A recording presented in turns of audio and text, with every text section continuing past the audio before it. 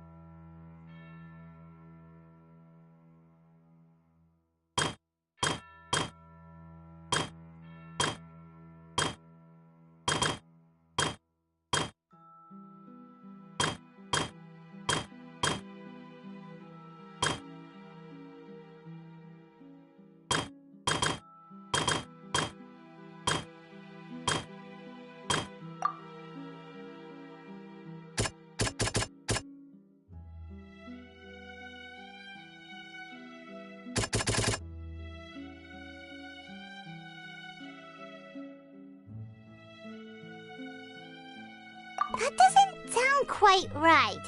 Let's think about this some more.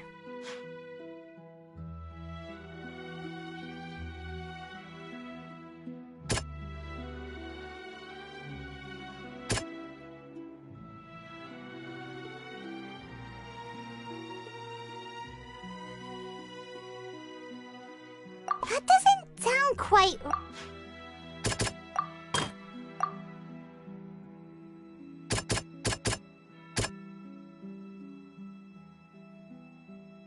That doesn't sound quite...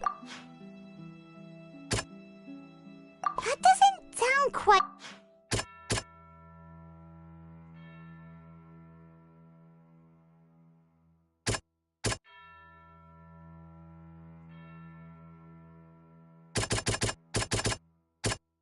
That doesn't sound quite...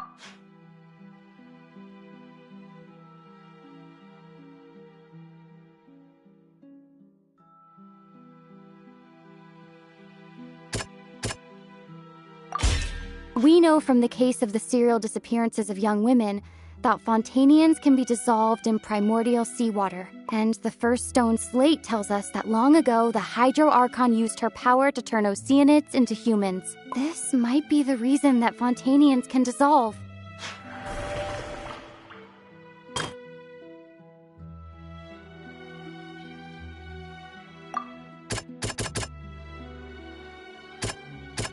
That doesn't sound quite...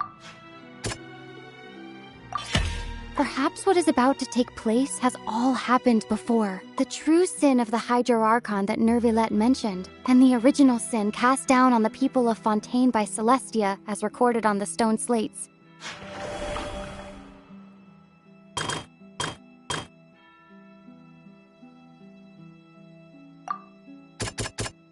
That doesn't sound quite...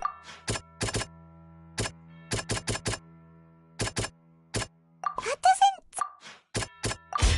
It's not as simple as falling into the sea. When Navia fell into the sea, her consciousness was subjected to judgment. The stone slates show the people gathered around the Hydro Archon in the sea. Could that be alluding to the same thing?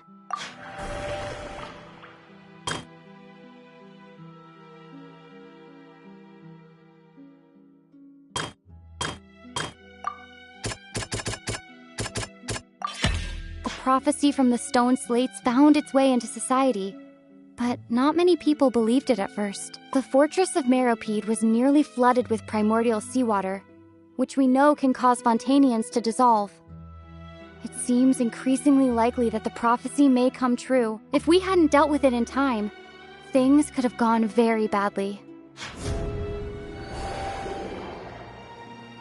They'll dissolve into the primordial sea but won't cease to exist.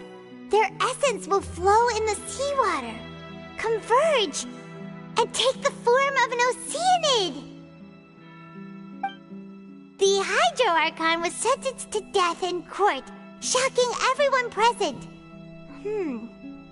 Perhaps this means that her sin was actually Fontaine's original sin. Navia fell into the water inside those ruins, and she nearly dissolved. She was surrounded by the people of Poisson in a court within her consciousness, and was forced to take part in a trial meant to make her stay. The eruption of the primordial sea at the fortress of Meropide was the surest sign that the prophecy was about to come to pass no matter what. The prophecy's contents can all be verified by recent events. If we combine what we know together, loads of truth should come to light.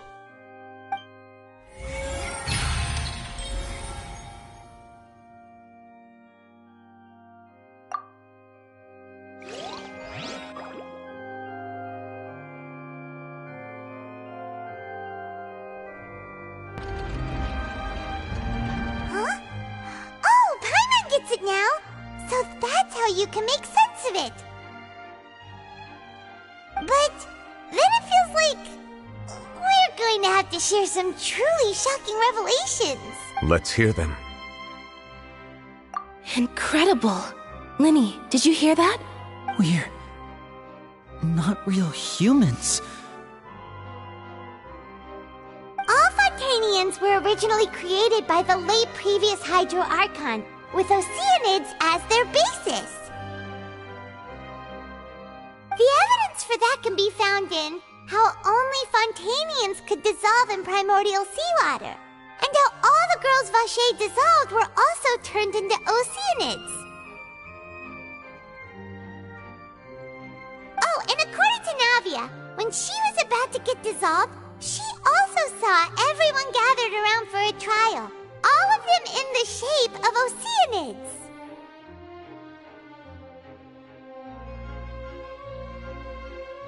Indeed.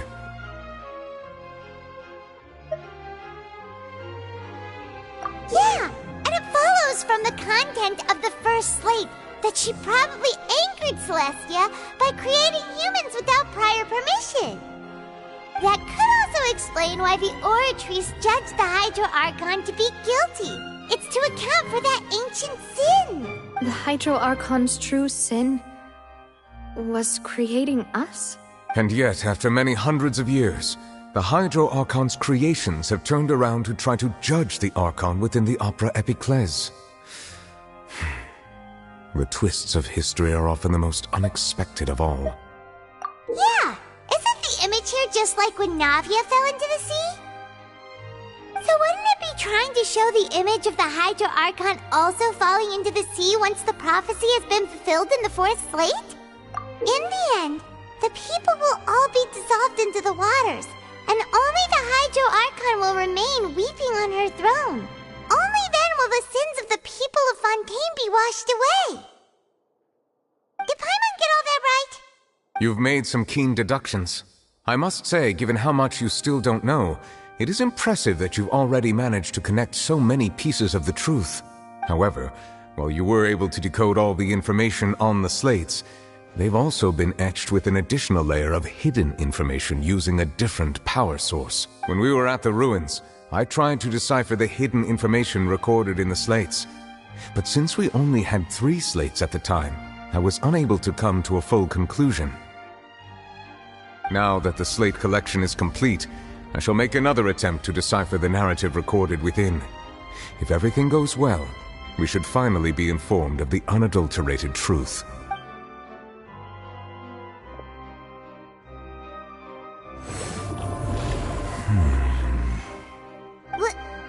Well? Did you get it? I believe I should share this truth not only with you, but with all the people of Fontaine as well. I will try to briefly summarize it for you.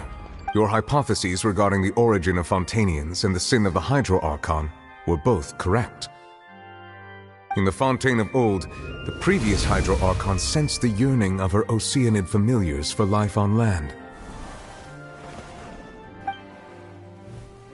The Oceanids were enamored with the beauty and romanticism of human beings, and wishing to have those experiences for themselves, expressed to the Hydro Archon their desire to become of a similar kind. However, even though water as an element is intricately linked with the power of life, the Hydro Archon, as one of the 7, did not possess the authority to create a new form of human life. Not one to give in, she eventually found a way to create permanent humanoid bodies for her familiars by appropriating the power of this planet's primordial sea.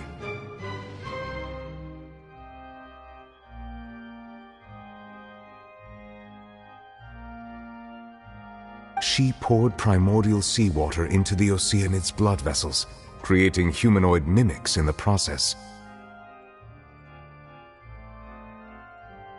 But if Fontainians were to ever come into direct contact with water from the primordial sea, the power within their bodies would escape these artificial restraints and return to the sea. As a result, their forms would collapse, and they would be reverted to their original forms as Oceanids.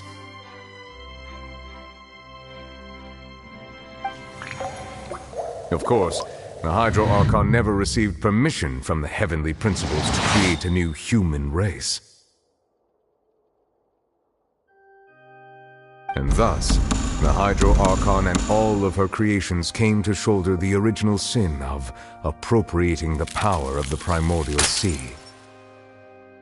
That is the true history of how the people of Fontaine first came into being.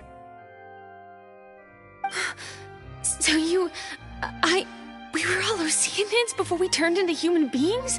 That's way too much information for me. I think I'm just going to pretend that I never heard a single thing. Wait, but if that's the truth, we can't let the Hydro Archon be sentenced to death. After all, her only sin was creating us.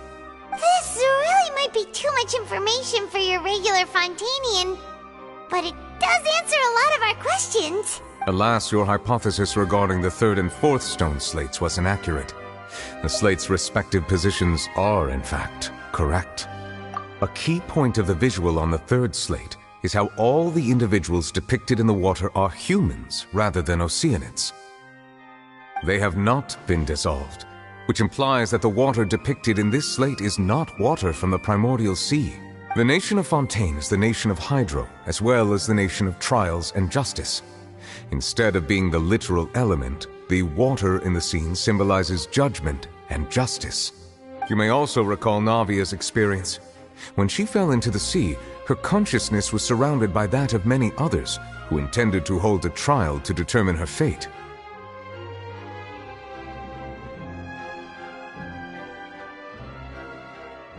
Therefore, the meaning of the third slate is that the people of Fontaine shall try the Hydro Archon at the Court of Justice. Yes, it refers to our present situation. I think I'm following now. So, what you're saying is, even though we decided to put on this trial to avoid fulfilling the prophecy, in truth, everything we've done has happened exactly as the prophecy foretold. So now, it seems, we're the ones making sure it comes true. What should we do? Huh. No matter what, the prophecy will be fulfilled. If that's the case, does that mean the scene in the fourth slate will also be fulfilled soon? Traveler, I would like to point out another small fallacy in your deductions about the fourth slate. You probably thought that the eruption of primordial seawater beneath the fortress of Meropide served as the surest sign that the prophecy was about to come to pass, yes? However, I believe that rather than being a sure sign, that eruption could in fact only be a small warning of something far worse to come. As for the root cause of the catastrophe, I believe you've already encountered it once before.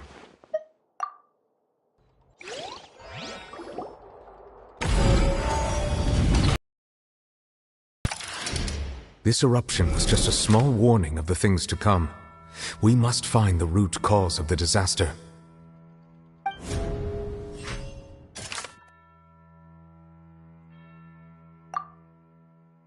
That doesn't sound quite right. It was both dream and reality. If we're talking about a true culprit, that could only be that thing inside the primordial sea, right? The truth, the original sin, the trial, and the root cause of the disaster.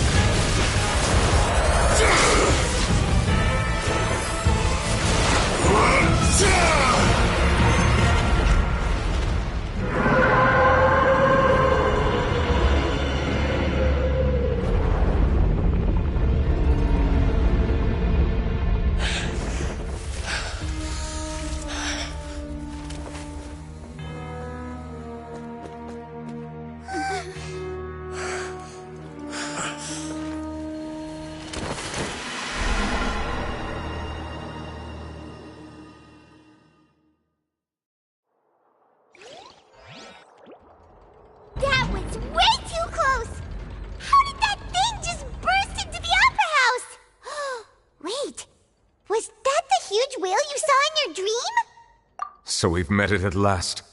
I understand very well why it has chosen to make an appearance here. That whale does not belong to Teyvat. It is a monster that has traversed the stars, weeping all the while. It has been greedily consuming the energy from the planet's primordial sea, using it to grow. That is the main cause for the rising sea levels.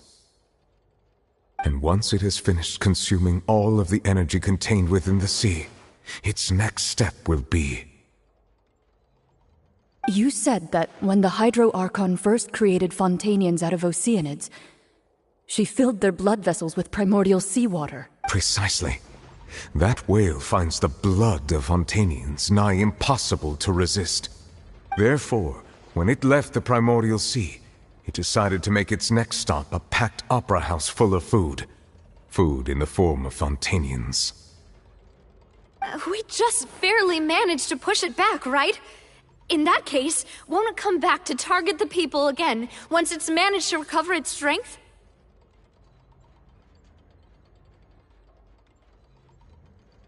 That is correct. Indeed, it is more accurate to say that we should thank that Harbinger for buying us some time. Without him, the whale would have likely come onto land far sooner. From the way he looked, he must have been fighting the creature for quite a long time. That battle maniac. We've always known that he had a special connection with that whale, but we definitely didn't expect it to help us out like this. Anyway, now that we know that this whale is the actual cause of the disaster recorded in the prophecy, all we need to do to stop the prophecy would be to find a way to beat it up, right? It is too late. It had already absorbed too much of the primordial sea's energy before we could notice it. At this point, it has become practically integrated with the sea itself. Even if the entirety of Teyvat were to be destroyed, it could still survive and swim off towards some other world. That's not something I will accept. We've already done everything we can, and we even found the true culprit. We've come so far. You can't just tell me that the last hurdle is some impossible foe. Indeed. That's not how a grand performance should end.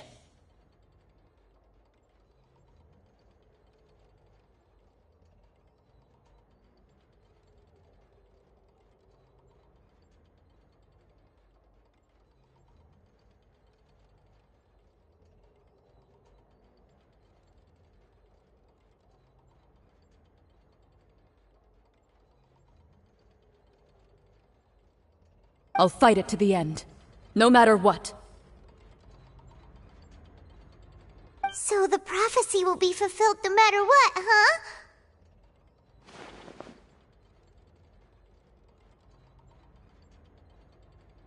The prophecy.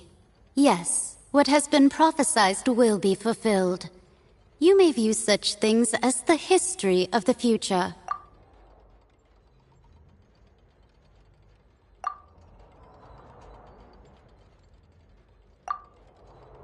Just as prophecies are usually only the future as seen from the perspectives of the gods, could things be happening in hidden corners where the gods' gaze does not fall?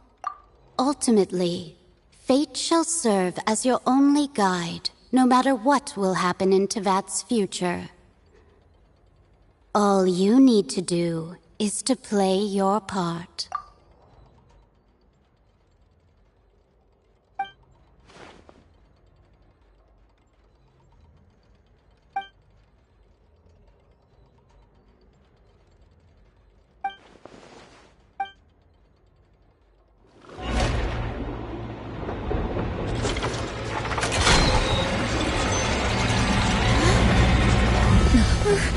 What's happening with the oratories? I believe it is preparing to carry out the death sentence.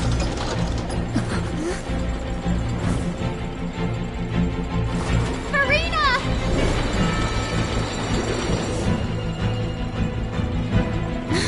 No, I still need answers.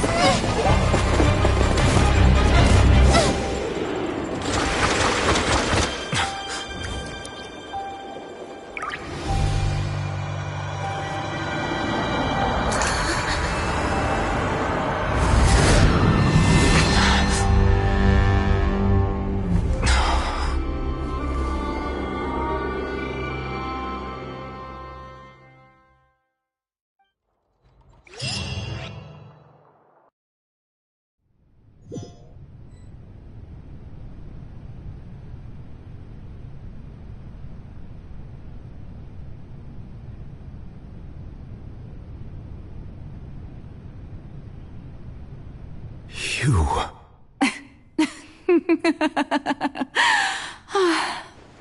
Sorry.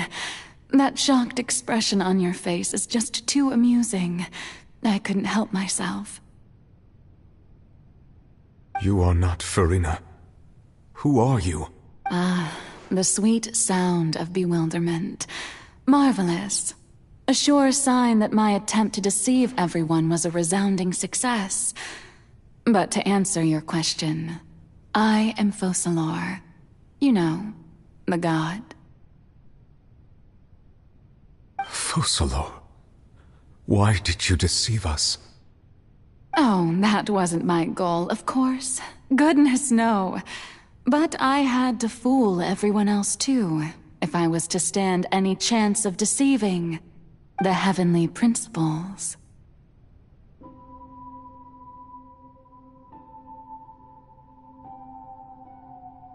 Deceiving the heavenly principles? It's all because of that pernicious prophecy. Dreadful, wasn't it? Everyone doomed to dissolve. Fontaine condemned to be flooded.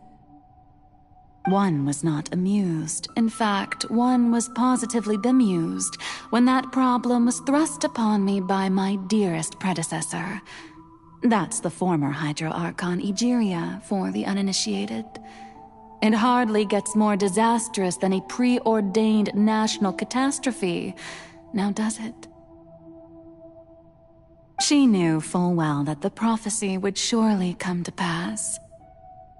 And as one of the seven, she also knew full well that one defies the heavenly principles at one's peril.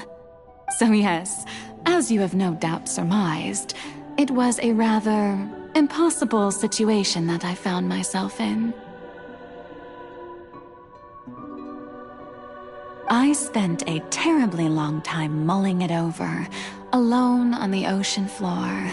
And I was almost growing barnacles by the time I finally realized there was only one possible solution to this confounding conundrum. I had to outwit the heavenly principles, allow the prophecy to be fulfilled, ostensibly at least, while saving everyone at the same time. I'm a genius, I know. I can only assume that's why Egeria chose me as her successor. Although, looking back now, it was hardly the inheritance one dreams of. Between the task of saving the nation, the quotidian duties of the Hydro Archon, and not to mention the original sin of creating a new race of humans, I dare say she left me quite a colossal mess to clean up.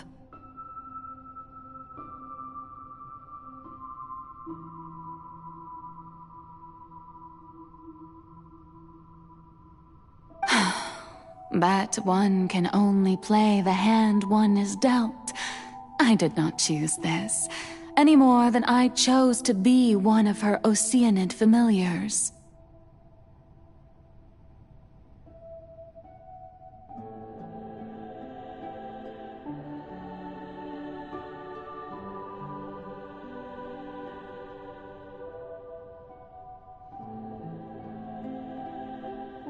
So you were also once one of the Oceanids, transformed into a human by Egeria's hand. Yes, I was. I always dreamed of becoming human. And I still do, even now. In my eyes, to be human is to be part of the greatest opera ever known. After becoming a god, I separated my divinity from my body and spirit, leaving behind only a self that was as naive and bewildered as my past self on her first day as a human being.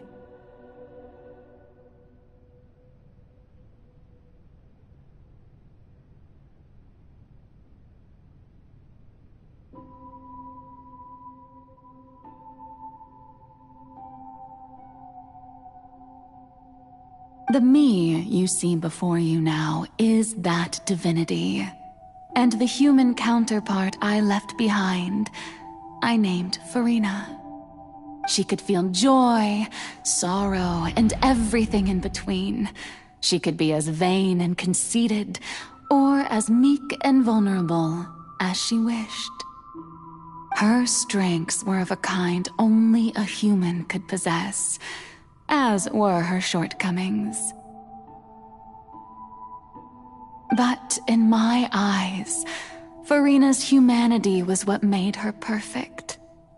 She was perfectly human in every way, the person I always wanted to be. Anyway, so then I cursed her. All part of the plan, of course. The plan to deceive the heavenly principles. Do you still remember the final scene of the prophecy? The Hydra Archon alone, weeping on her throne. In order that the prophecy might appear fulfilled, I invited Furina to be an actress, to play the part of the Hydra Archon in the prophecy. Under the curse I placed on her, so long as I, Focalor's divinity, continued to exist, she could not die. But nor was she free to live her life in the pursuit of happiness. Instead, she was forced to take the stage in the opera house, to embrace the role of leading lady, to forever play the part of the god from the prophecy, all to create a deceitful appearance of that prophecy coming to pass. I suppose now you probably understand why your court is called the Opera Epiclese. But Furina is only human, isn't she? Even though she has had a long life, her mind is no stronger than that of any other ordinary human being. I cannot begin to fathom what she has had to endure. It must have been torture for her.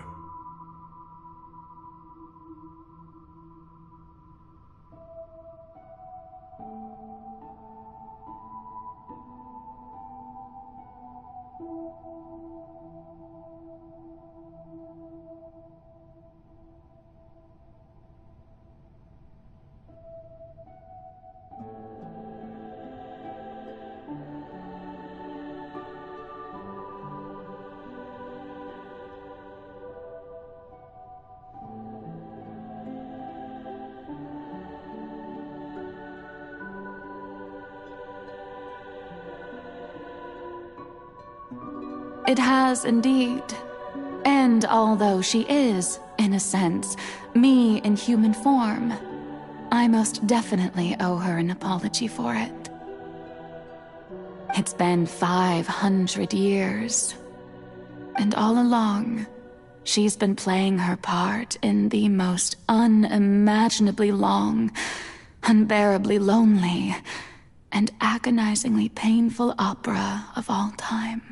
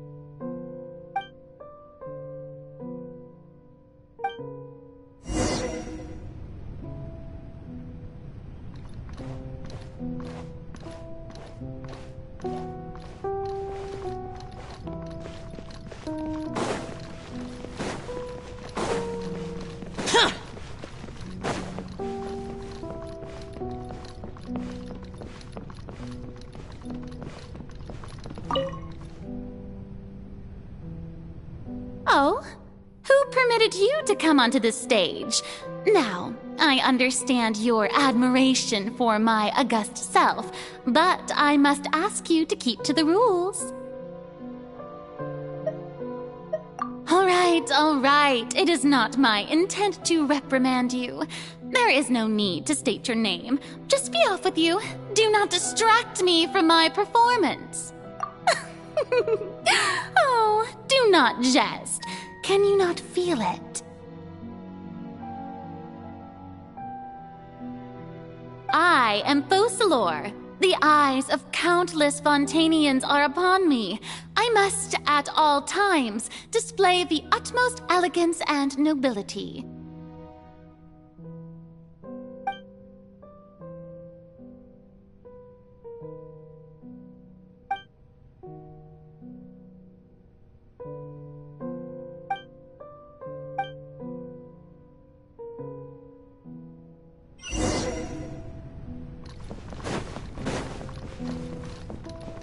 Dear audience, the performance is experiencing a technical difficulty, but worry not.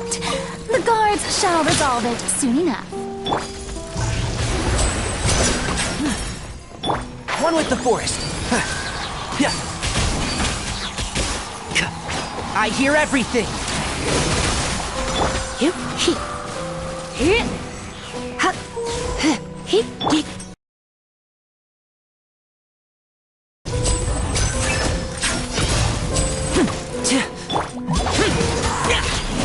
Useless. Lament! Worthless! Here! Worthless! Here! Worthless! Here!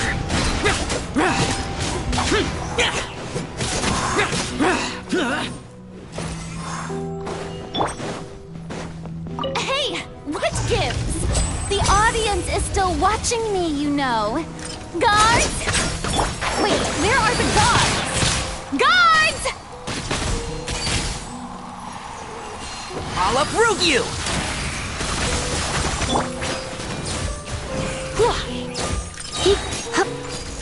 And voila!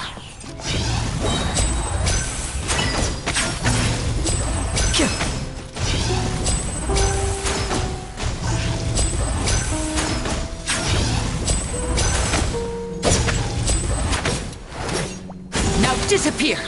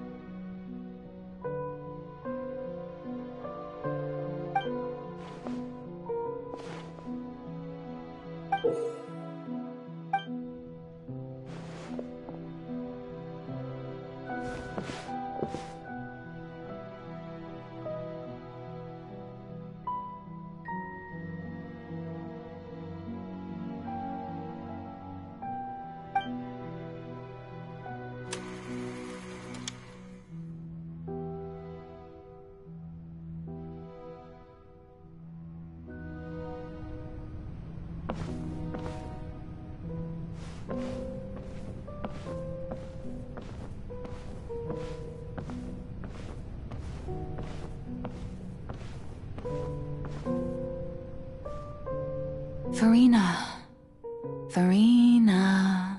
Huh? Who's that? Who's calling me? Where are you? Be not nervous. Be not afraid.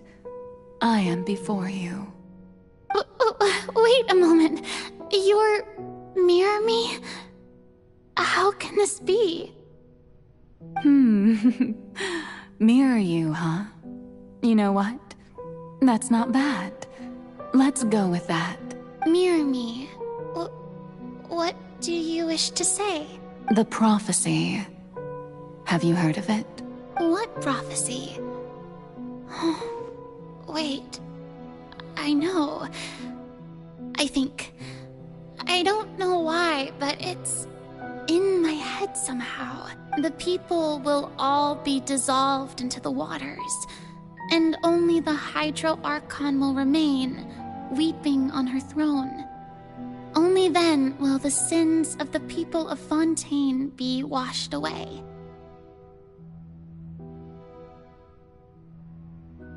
Oh, very good. You know it well. What's going on? I can't seem to remember anything clearly. The only thing I know for sure is this prophecy.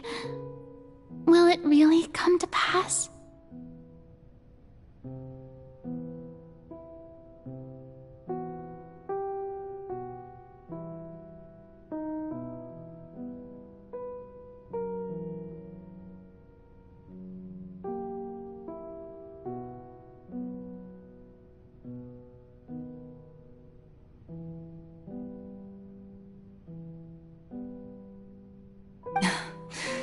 Yes, it will.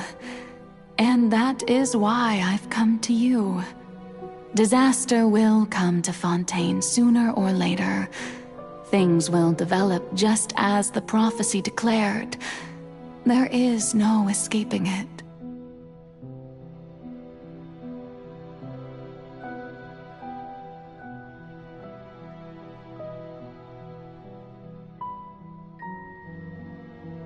But doesn't that mean everyone will die? I'm a Fontainian just like them. Will I dissolve too? Oh, don't worry. Magical meetings exist in this world precisely to give people a chance to turn things around. It is the reason why you met me today. I will tell you how to save everyone, but you may have to suffer somewhat. Oh, so there's still hope after all. Goodness, you frightened me. You spoke so much and with so much certainty. As for the suffering, well, I will admit that the first thing that came to mind was, why do I have to be the one to suffer? But if the prophecy will come true, I'll also die anyway, right? So if I've already met you as my magical meeting in this world,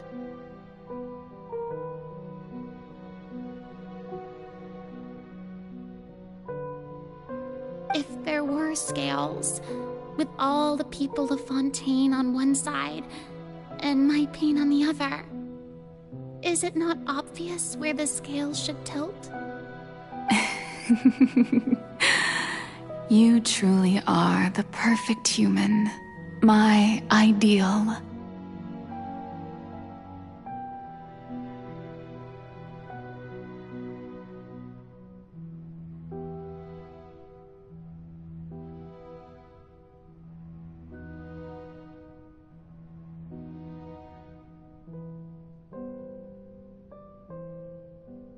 I suppose this would also be the justice that belongs to you. Huh?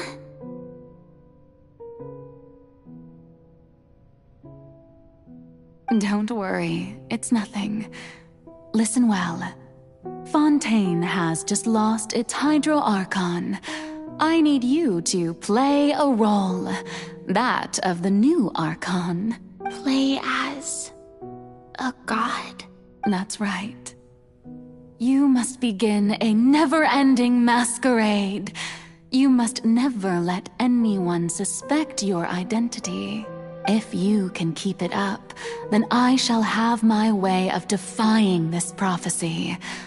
But should your identity be revealed, then all hope will be lost. But how will I do this? A human assuming the role of a god without being exposed. Don't worry.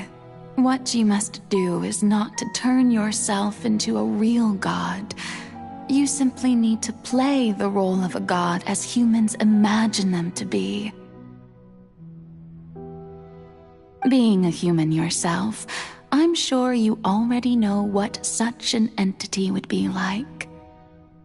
Remember, your true challenge will not be pursuing divinity, but contending against humanity. I'm still not sure I understand, but I'll try. So, how long am I going to have to play this role? To accomplish this mission, you will have to stay on the stage for many, many years.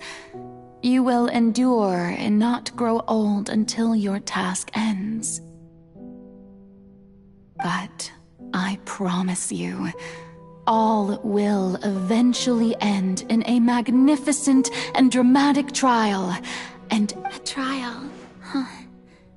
How exciting. I'll be looking forward to it.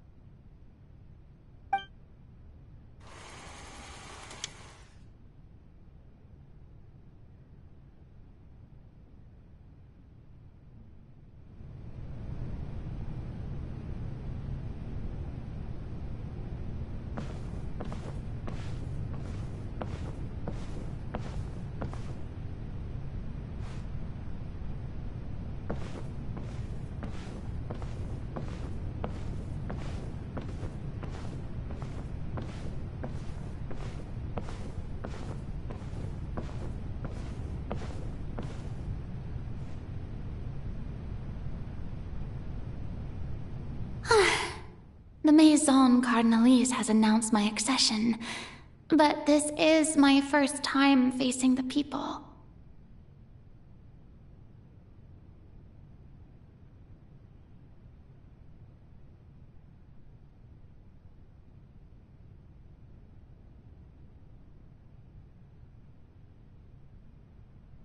What should I say to most appear like a god?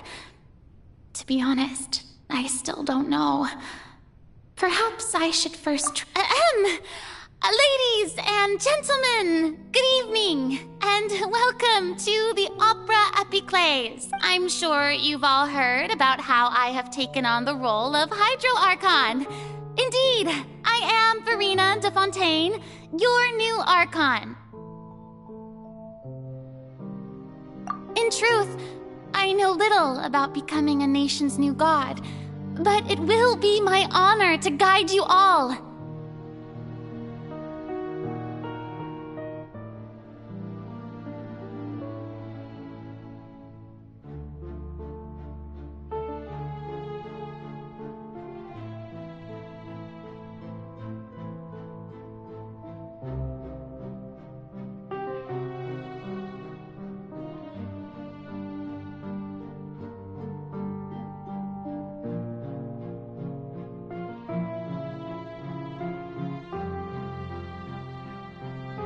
The god Focalor, the god of justice. I shall do all within my power to lead you into an age of fairness and justice. Once again, thank you all for coming. If you should have any questions or suggestions, please send them to the Maison Cardinalise. The future of Fontaine will require us to work together, after all.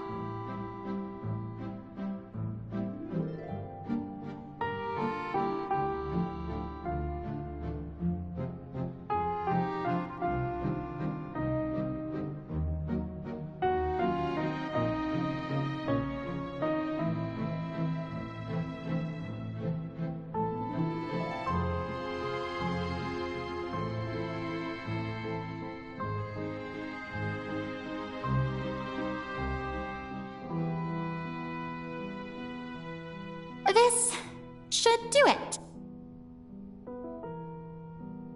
I thought I might stammer, but thankfully, I was able to convey my thoughts just fine. Okay, and next.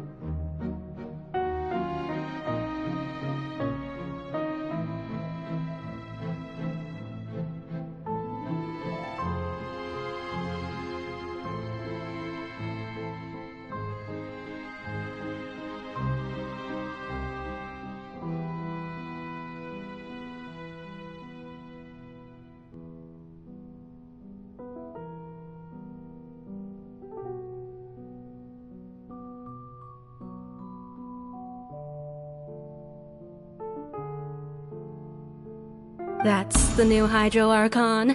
Is this some kind of joke by the Maison? I would have thought that a being that surpasses humanity would be a bit more assertive.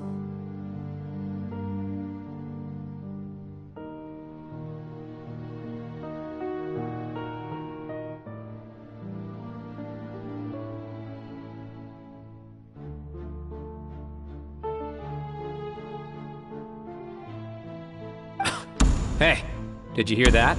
She even told us to send her suggestions there at the end. Shouldn't gods be all-powerful? She's being so modest. What's the difference between her and an ordinary person, then? If you ask me, perhaps the succession didn't actually happen. She might just be a Maison-back puppet.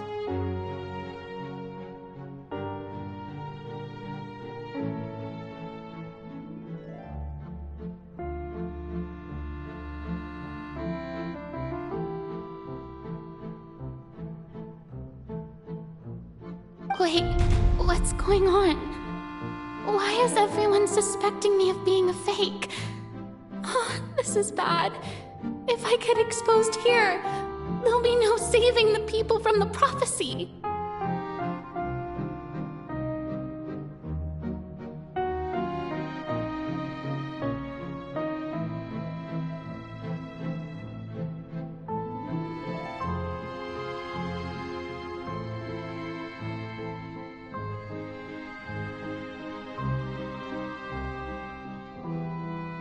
Right.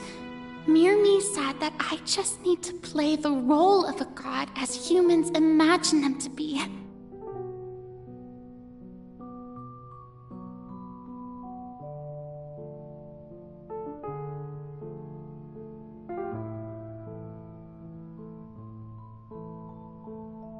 Calm down, Furina. Think. What do the people want? How would they imagine a god to speak and act?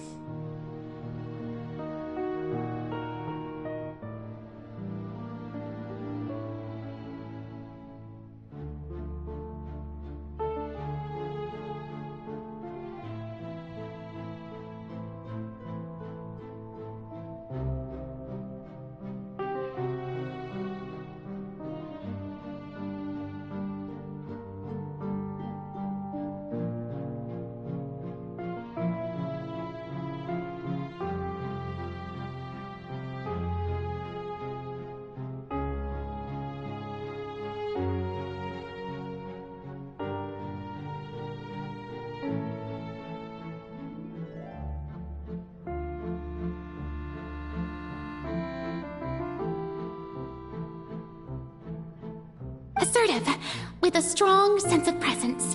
One who can dispel all doubt. That is the character I'm fated to play.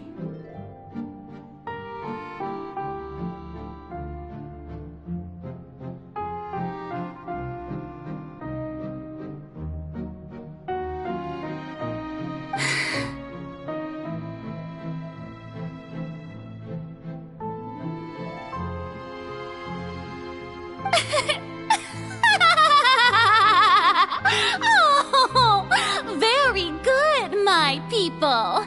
Only ones such as you are deserving of my rule.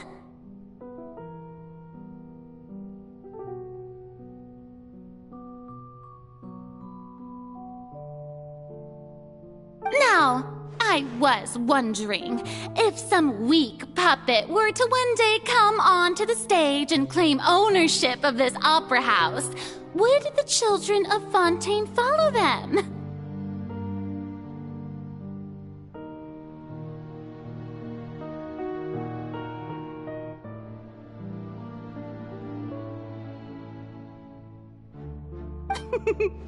Well, it seems that you would all see right through them. Having passed my test, you are qualified to witness wondrous trials alongside my august self, here in this opera house. You may consider my previous act a door gift of sorts.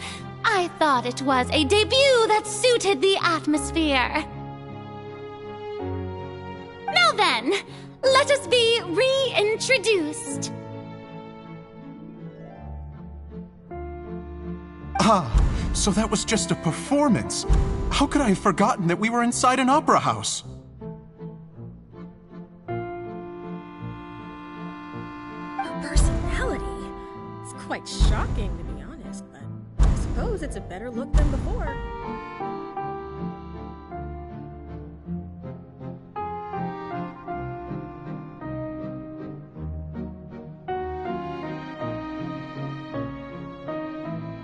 Such a fascinating and bold deity. How wonderful! Our future may yet be bright after all.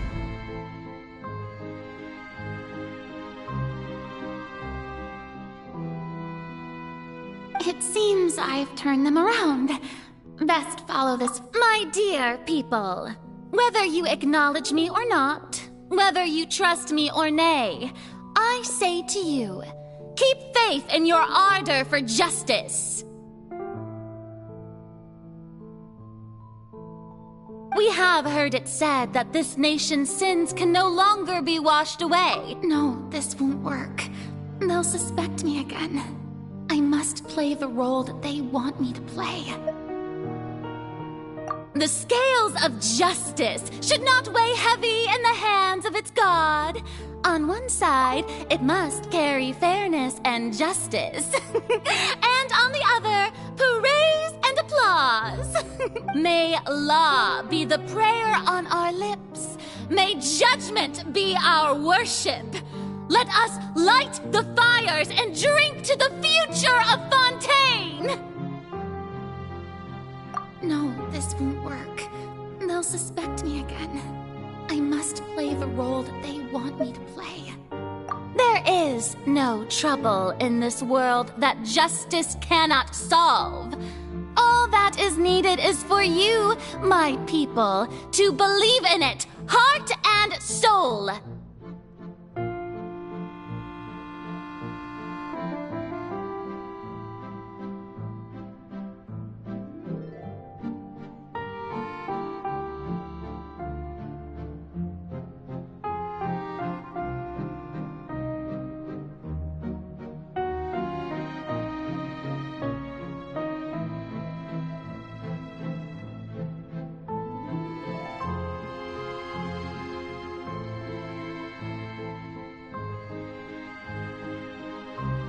So long as I, the Archon Focalor, stand within the Opera Epiclese, so long as I stand before the Oratrice, I shall even judge the gods of this world!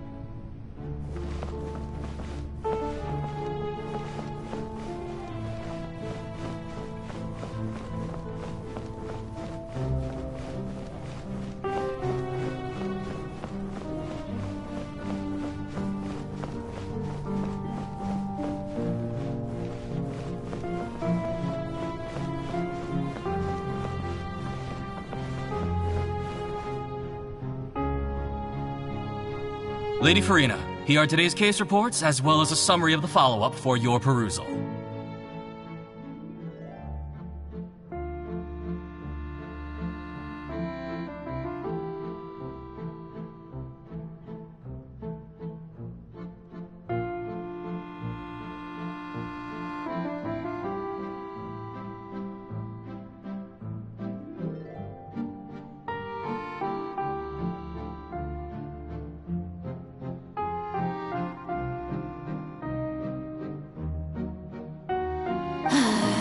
Come now, was I not just at the Opera House in person? Leave these kinds of things to Neuvillette. Besides, none of these trials were the one that I'm looking forward to the most. If I may be so impertinent, what kind of trial are you truly looking forward to?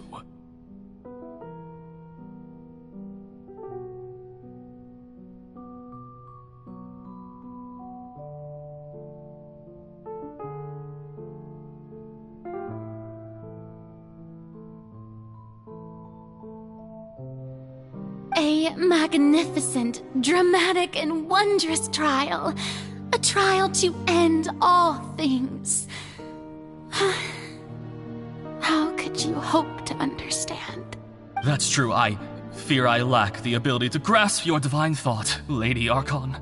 No need for fright, and do not take what I said before too seriously. Go now, do your duties. The trial I await. It will come one day.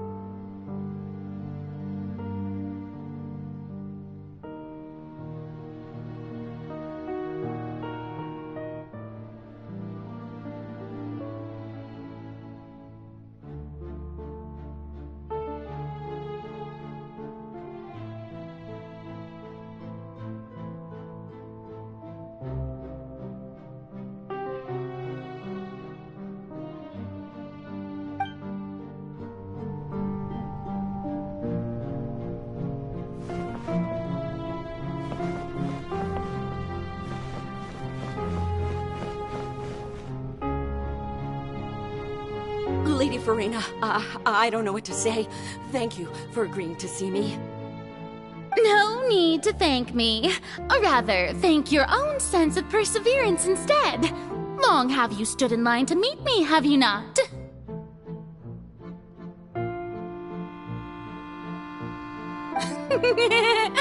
Oh, I'm afraid that's just an inevitable consequence of my divine charm.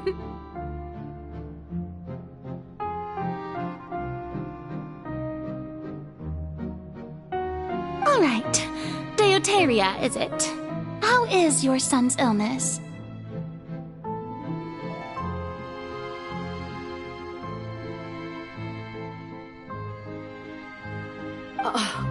You remembered me, and you knew of my family, too. He is doing much better now. In fact, he is far more of an ardent believer than I. He was the one who forced me to seek an audience with you, and to bring your words back to him. Oh, good. Very good. If this should happen again in the future, please do not hesitate to come and tell me. Going down to citizens' homes every so often, while not usual practice, should serve as a fine change of pace. Ah, you're such a gentle and wise god. Thank you once again, on behalf of my son.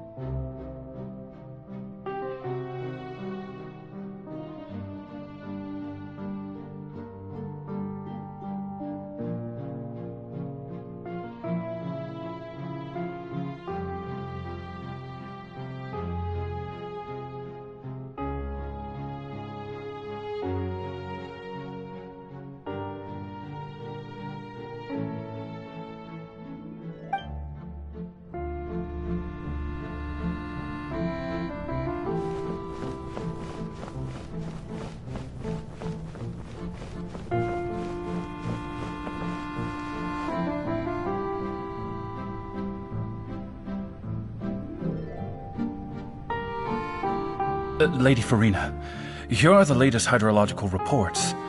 As for the specific parameters you asked to take note of, I'm afraid things still don't look good.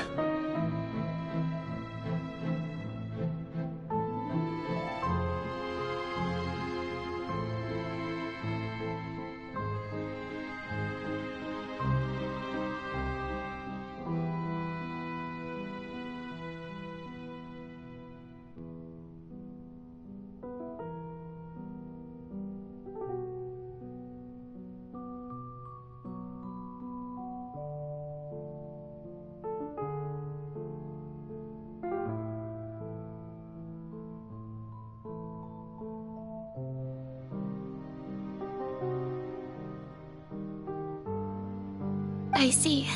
It's as I thought then. As your god, I did already expect this, but I wanted to see how far your human wisdom would allow you to analyze it.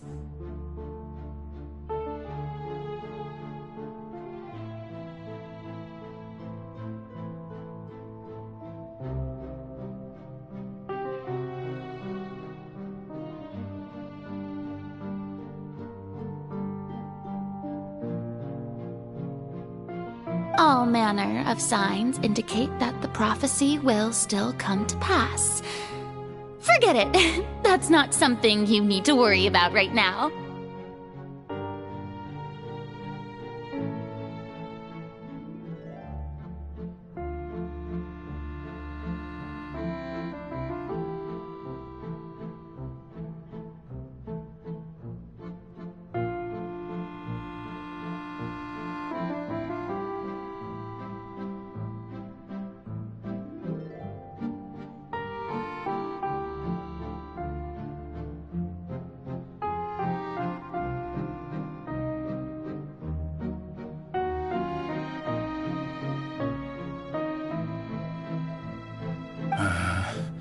Well, as I understand it, the Fontaine Research Institute is also trying to find a way to counter the rising water levels.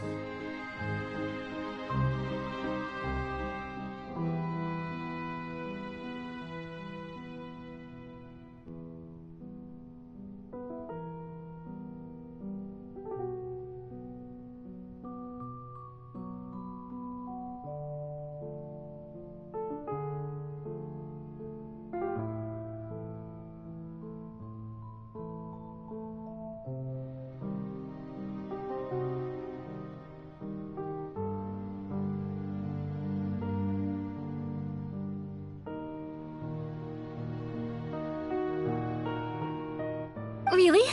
Have they found anything?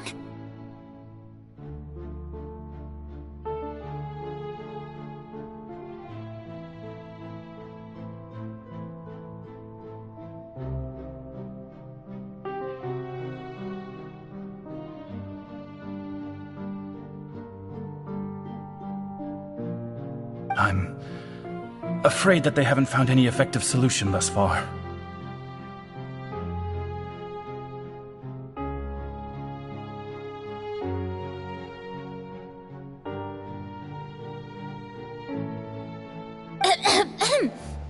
Is that so?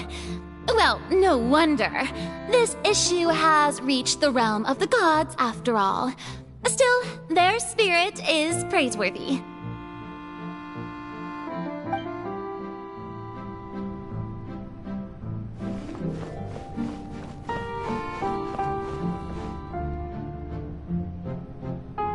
The day is finally over.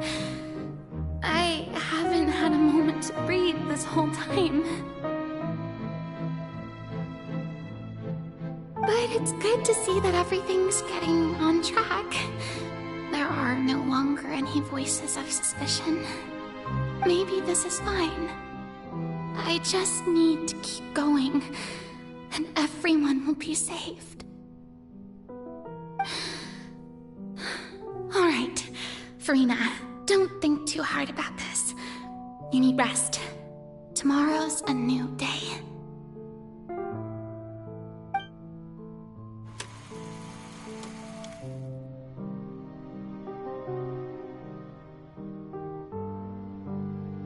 Lady Furina, here are the new trial reports for the latest cases, as well as a summary of the follow-up.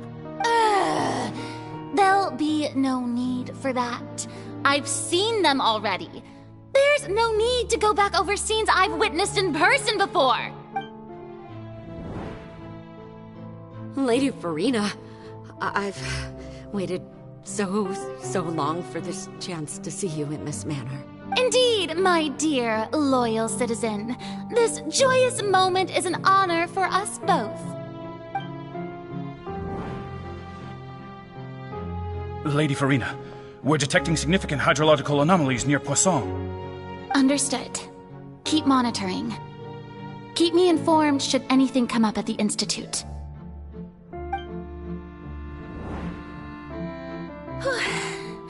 I don't think I let anything slip today. I must show the people that there is nothing to worry about.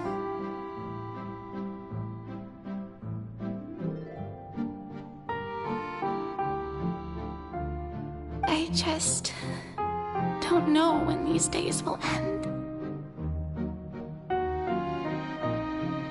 I feel utterly exhausted.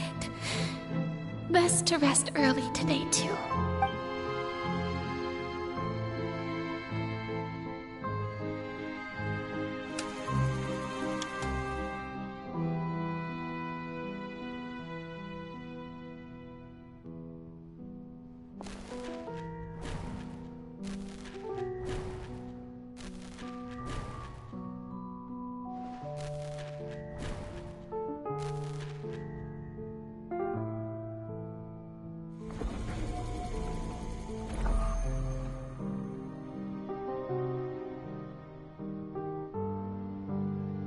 Lady Furina, it's like a dream being able to speak with you up close like this. I've heard that the first member of our family who was honored to receive an audience with you was Madame Deoteria, almost 20 generations ago. And what a fine family yours is indeed. It brings me great joy to meet such a faithful believer, a descendant of a line most ardent.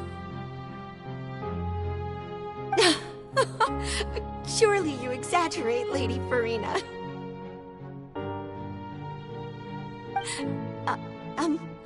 My lady? What is it, good citizen? Oh, are you crying?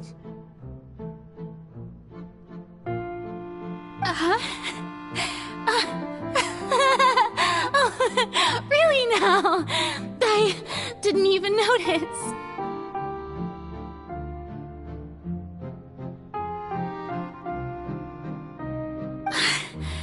This must be the overflow of hydro from my person. Well, can't quite help being the god whose dominion is the waters, can I? No wonder. No wonder. A manifestation of your power, then. Oh, Archon, I am honored to have witnessed it. Honored indeed.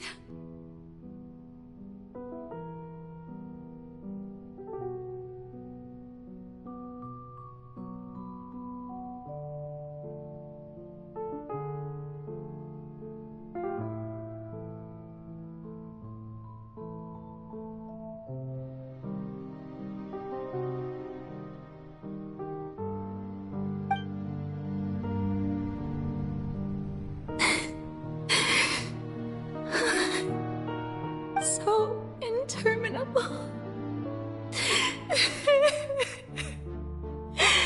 So lonely. Just how much longer? Hundreds of years must have passed by now. Perhaps the show must go on for hundreds more.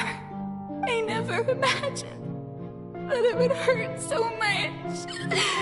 Have I reached my limit? No.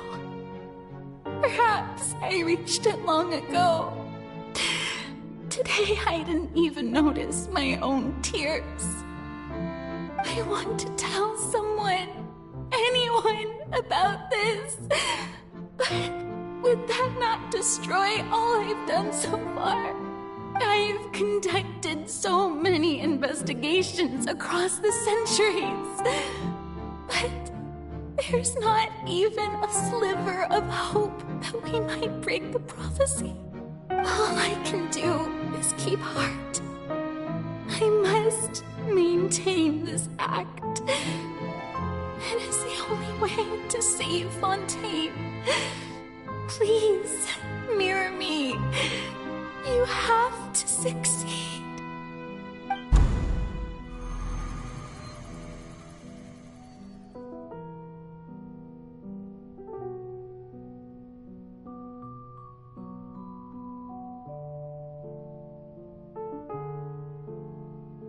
Furina, you don't have to shoulder this burden alone. Although I don't know what you might be keeping from everyone, your people are more than willing to share your burden with you.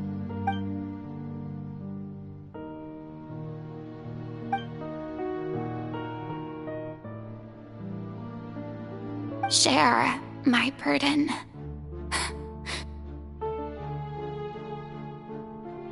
That's impossible. It was fated right from the start that this would be my duty alone. But even if your burden doesn't need to be shared, you can still choose to confide in someone. Just share it with me. I'm what you'd call a witness. A witness? Yes, I've heard that you came to Tevat from beyond the stars, yes. In other words, you never belonged here. And if Tevat is, in its entirety, a show on a stage, then you're just a spectator, aren't you? If that's the case... She's right. I could confide in her, couldn't I? But if things don't play out as expected, the people of Fontaine will be the ones to pay the price. No, Furina. You shouldn't be selfish. But what if it's really alright? Furina, you've worked so hard for so long. Surely it would be okay to put yourself first for once. Just this once. Is it such an outrageous thing to do anyway? To find someone in whom you can confide your frustrations and sorrows? Surely it could not hurt. If you let this opportunity slip through your fingers, it might never come by again.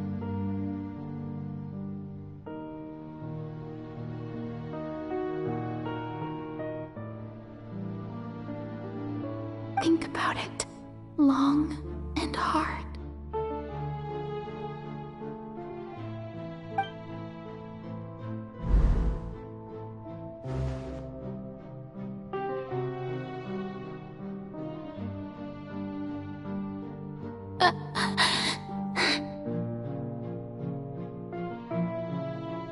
No, I have nothing to say.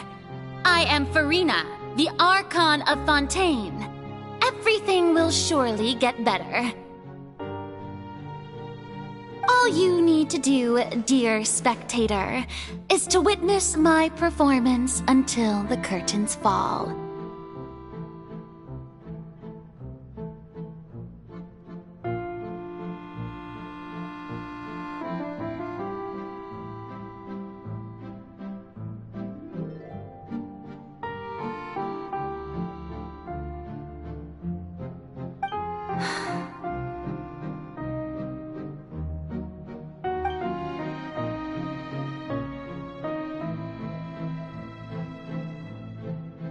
Fine.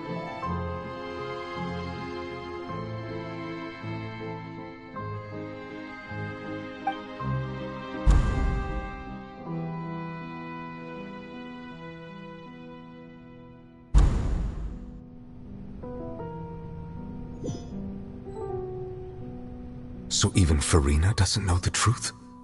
You've never once let her in on the full plan? Yes, It had to be done.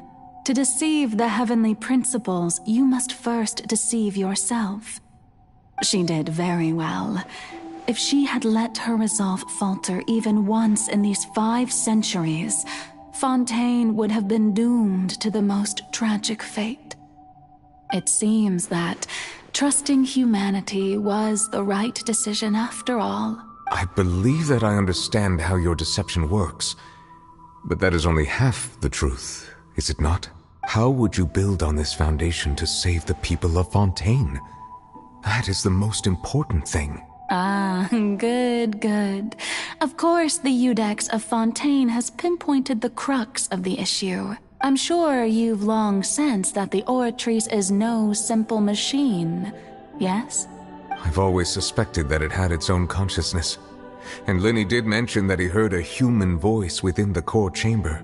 It now seems that that person was you, hidden within the machine all along. Am I right? And then I became one with the Oratrice, taking Fontaine's gnosis with me. Yes, it would seem so, wouldn't it? Alas, your understanding of this device still lacks sufficient depth. In truth, it is no enactor of justice.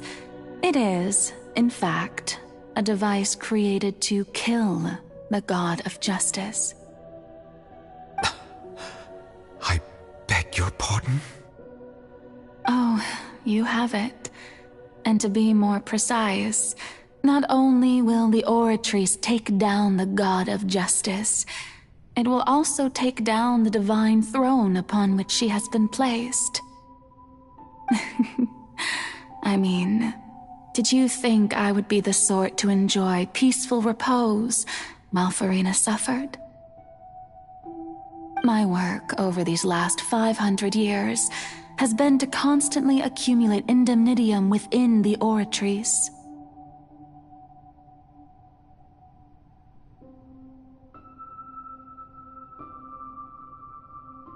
But really, some have already discovered that only a small fraction of the energy generated by the device was ever used to provide power to Fontaine.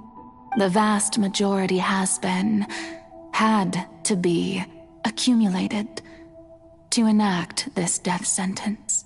It was all part of your plan, then? Both the trial and the sentence? Indeed. This power, accrued over 5 centuries, could have sustained Fontainians for millennia had it only been used for that purpose. Almost all of it has now been stored within the Oratrice. But only power of this magnitude could hope to destroy the Hydro Archon's divine throne, shaking the rules established by Celestia and breaking through the institution that is the Seven. So the Oratrice's call for death was for neither Furina nor Focalor, but for the Hydro Archon.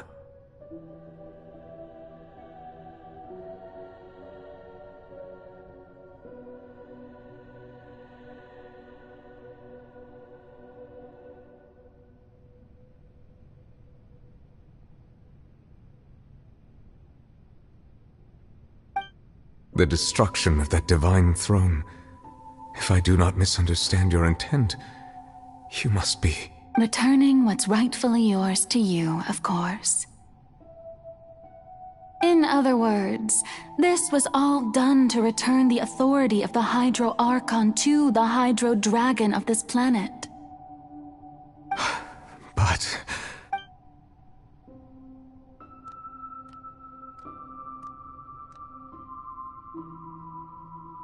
Oh, what? Getting sad again, are we? The authority of the ancient dragons shall soon be yours once more, O Hydro Dragon Sovereign. And this is the face you make. All you've done throughout the years is just so you can sacrifice yourself at the very end. I've never quite seen it that way, you know. Even now, I'm quite pleased at how well my deception worked.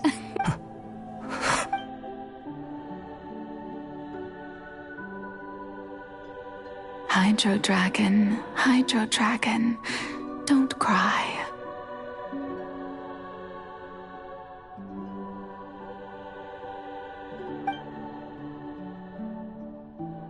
I must say, had it been within my rights, I would have loved to judge the heavenly principles themselves.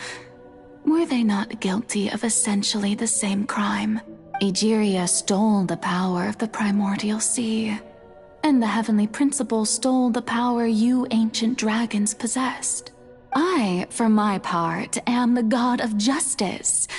And is it not just that your original powers should be returned to you? Speaking of justice, I have always believed that justice lies in the process of pursuing human existence itself. So, if the theft of the primordial sea's might was Fontaine's original sin, then, leaving matters of procedural right and wrong aside, the descent of the Fontainians as humans and their right to exist in this world would be Fontaine's original justice. In other words, existence was Egeria's justice, and to me, justice is the continuation of that existence, defying the prophecy and ensuring that Fontaine's people shall live on. That should be the justice enthroned over all others. At this point, we, whether it be myself or all other Fontainians, have shouldered the burden of this sin for far too long. Iudex Neuvillette, the highest judge in our land, when you regain your full power as an elemental sovereign, what verdict shall you pass upon us? So when I was invited to the court of Fontaine to serve as Iudex, I see now that that was your idea too. At last. I now understand the true purpose behind this position. In the beginning, I was uninterested in human existence. But these 5 centuries of living alongside them have gradually brought about mutual understanding between us. And I have even attempted to feel as they feel. You are a devious one, Focalors. Things being as they are, surely you know that I could never declare them to be guilty.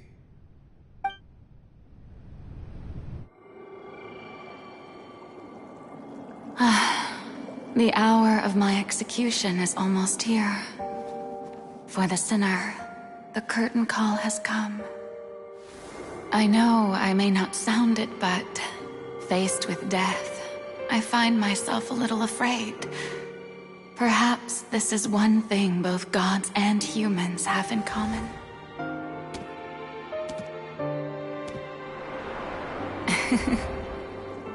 Farewell, Neuvillette. I hope you've enjoyed the part you played these 500 years.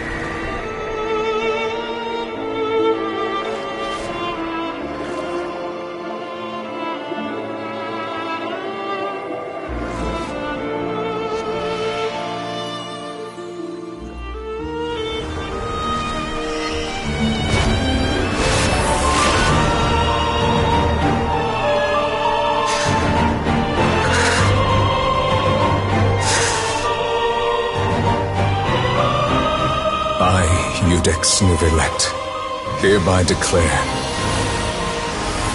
People of Fontaine, your sins are forgiven.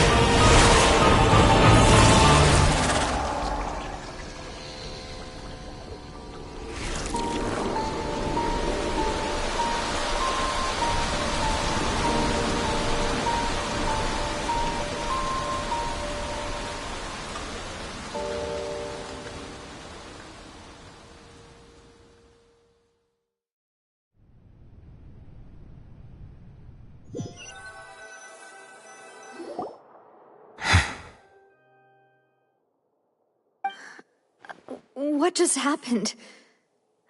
Has the death sentence been carried out?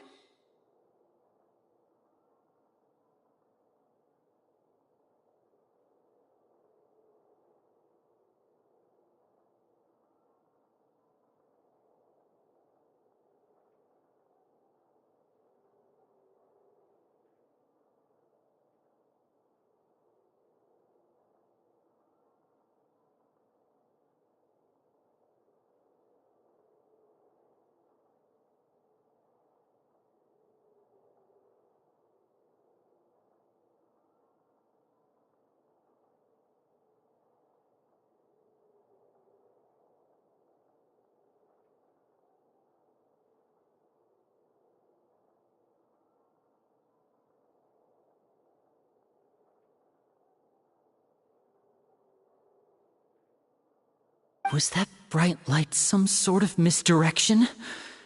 I have a feeling that something huge just happened. But since we're all still alive and haven't been dissolved, I assume whatever happened was good for us. It's time to end this. We must mete out punishment to that beast. But didn't you say just a moment ago that it can't be defeated? I have gained the strength sufficient to deal with it. Through certain means, I now have the ability to separate the power of the Primordial Sea from that creature. We should seize the opportunity to pursue our quarry.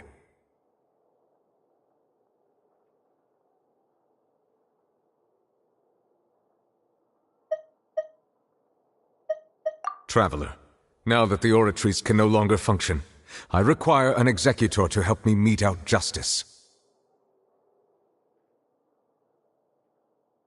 The root of the calamities befalling Fontaine, the beast that enacts the prophecy. Its name is the all-devouring narwhal.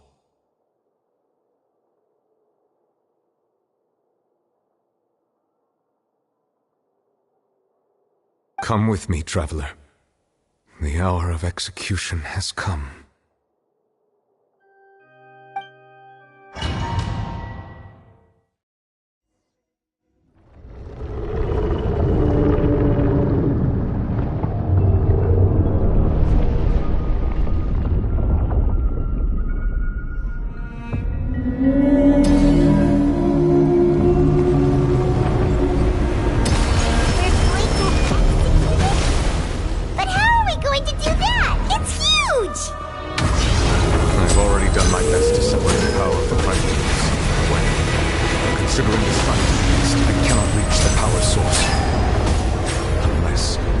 Find a way to attack it from within. I shall share a part of the ancient dragon's power. We shall look for an opening.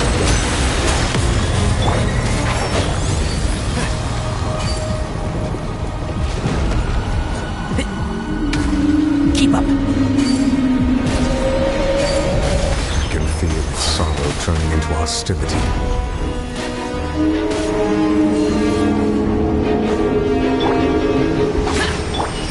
Let's spark things up a little. Step right up. Stay calm, stay calm.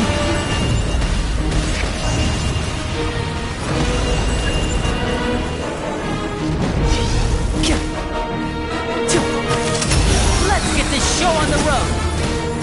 The all-devouring narwhal cannot resist its instinct to devour. Continue to trigger its hostility.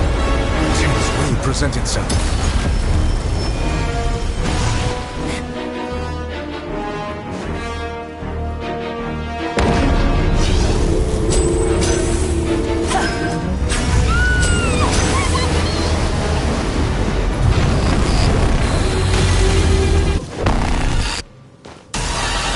What's there holding me over there?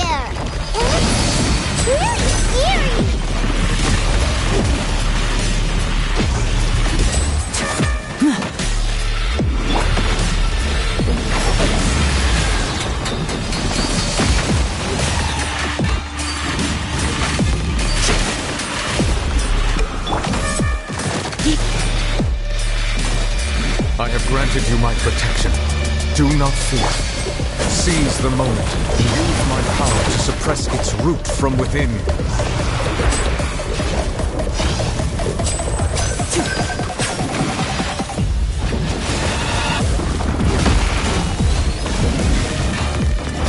Clever trick.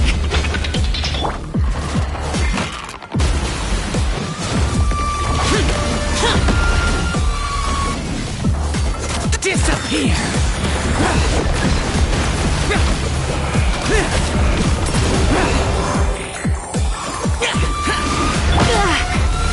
You're in for a little shock.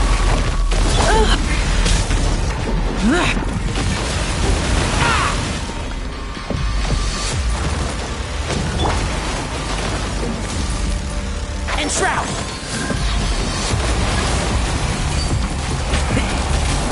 Sir, keep up.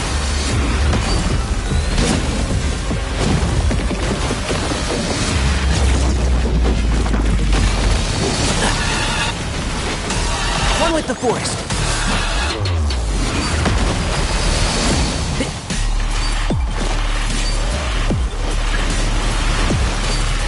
Keep up.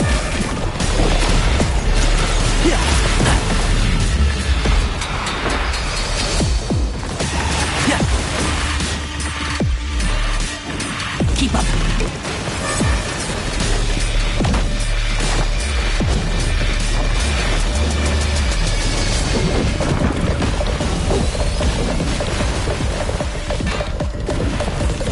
Enshroud! Time to pull some weeds. You? Don't be such a brute.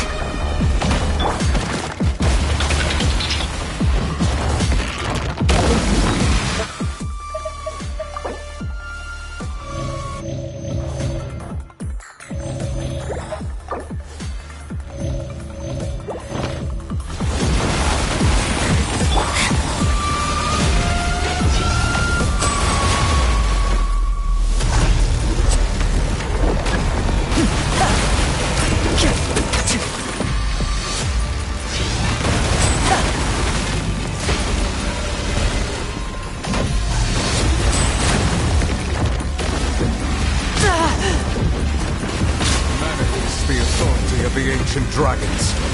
Witness the might of the primordial sea.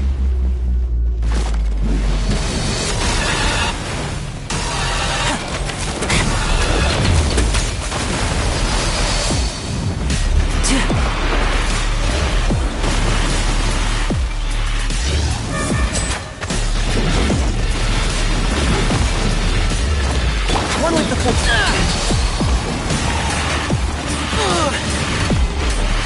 Let's nip that in the bud.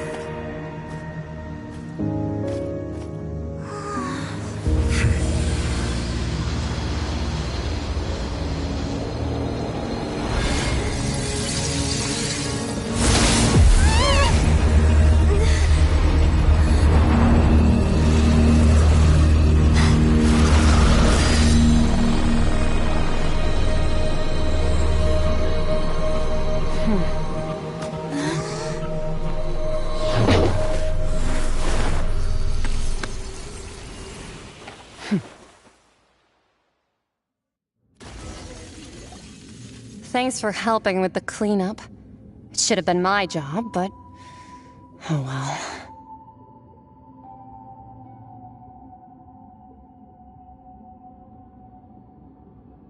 It was just supposed to be a short private training session for me. I didn't think that my disciple and my master's pet would start brawling in the meantime. Well, actually, I had a feeling that it would happen at some point, but they bumped into one another earlier than I... That power. Who are you exactly? Paimon has an idea. From what she said earlier, she must be Child's master. Skirk, right? It's just that he gave us the impression that she was the less talkative person. I simply did not have anything to say to the weak. But you, on the other hand, managed to defeat the all-devouring narwhal without using power from beyond this world. So you may speak to me as equals.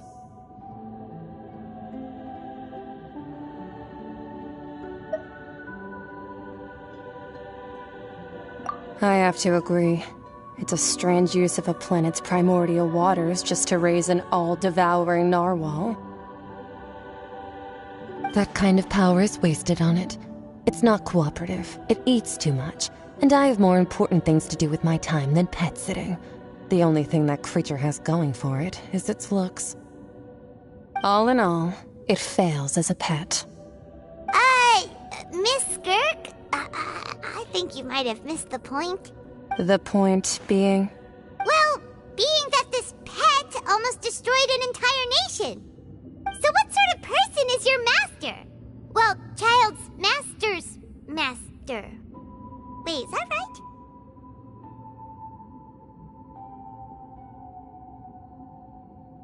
Oh, right. So you don't know him. Sorry, I assumed you did. His name is Sertologi. Huh? I am unfamiliar with that name. Huh. So Master isn't sufficiently famous.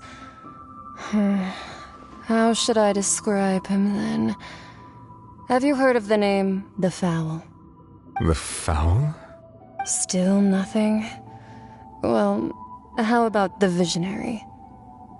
Vetterfulnir then? Or Gold Rhindaughter? Ooh, that one we've heard! Rhindaughter's part of the Hexen Circle. She's Albedo's mom, right?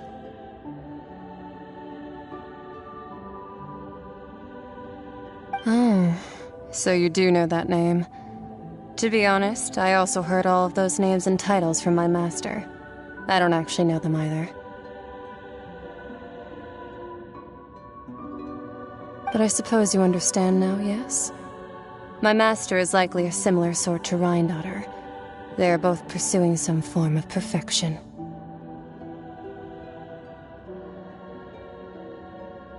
Wait! Didn't you also mention a visionary person? Hyman didn't quite catch their name. Actually, never mind that. I believe it expedient to inform you that the all-devouring narwhal used up nearly all its strength fighting you. Such roiling hydro energies will prove difficult for the planet's deep seas to digest. As such, the Fontaine back on the surface has most likely been thrown into chaos. In other words, the prophecy that you've been fretting over should now be in full swing. What?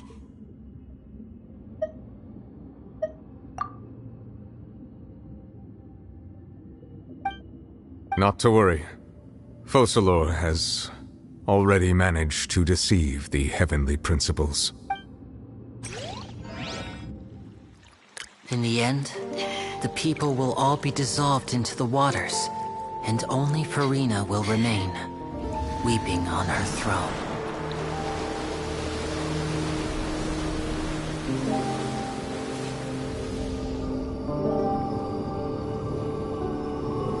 Only then will the sins of the people of Fontaine be washed away.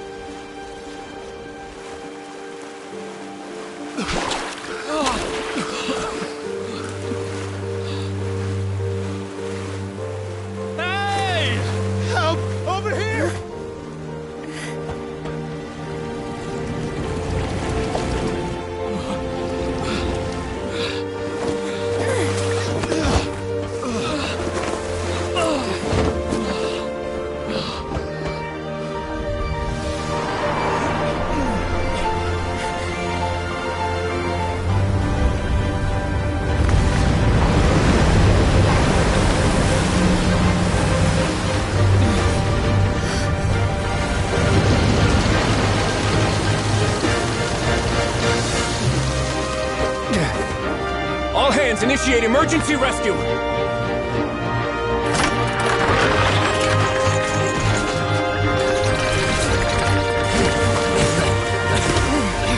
Hurry!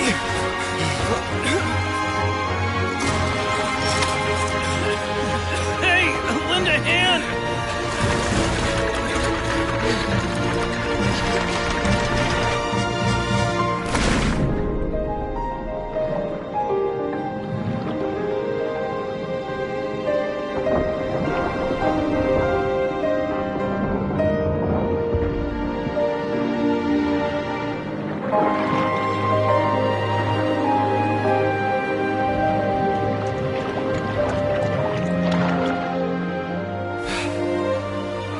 Look! The water's receding!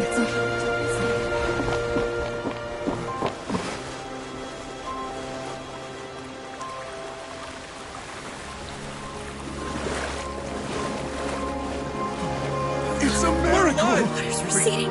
We didn't dissolve. The prophecy was wrong. The prophecy was wrong.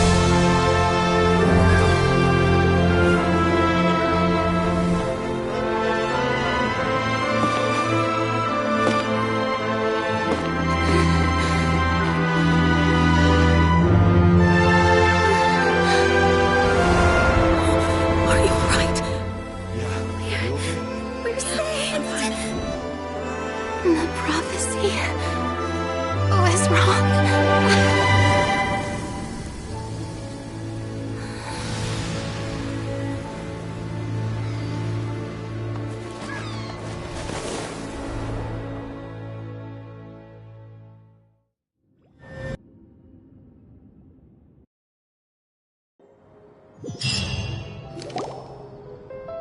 The soil renewed! The Spina di Rosula talks post-disaster rebuilding. I recently visited Poisson to meet with Miss Navia, spokesperson of the Spina di Rosula, and we spoke about Poisson's present and future.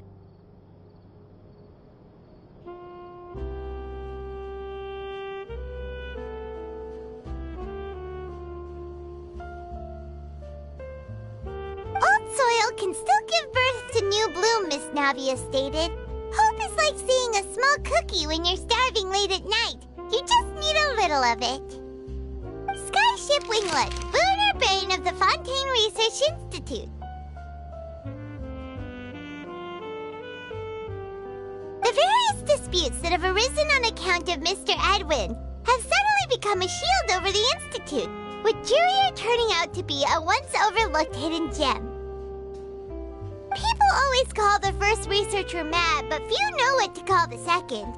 And should that latter person achieve a miracle, they would find it all Wow! Paimon barely recognizes the people in the reports. Are those really Jurier and Navia? They sound like real big shots. What do you think? Pretty enthralling, huh? The Steambird's idea was pretty simple. With the disaster just having passed, we would print a free edition packed to the margins with good news to calm people down. The value for these big scoops lies in their inevitable follow-ups. We'll publish further reports and go into the stories behind those people. Edwin's assistant, Jurier, created a true flying ship, while Navia is leading people in the reconstruction of their home. I'm sure that these stories could draw even your well-traveled eye. Paimon's curious too! Wait a minute. Didn't we watch everything happen from start to finish? What's there to be curious about?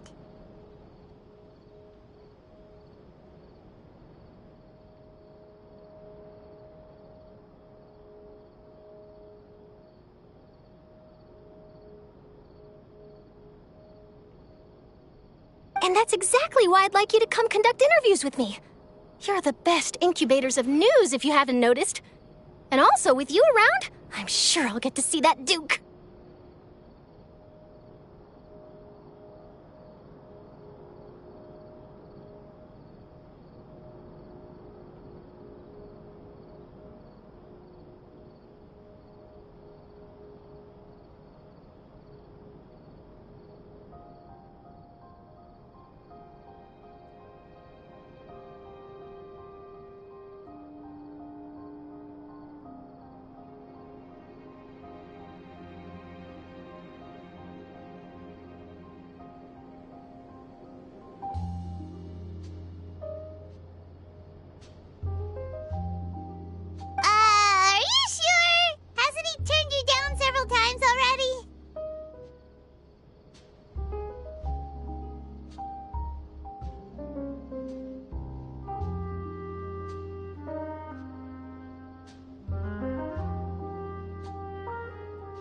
Oh, this time will be different. Come on! Let's head to Poisson first, and then make a trip to the fortress.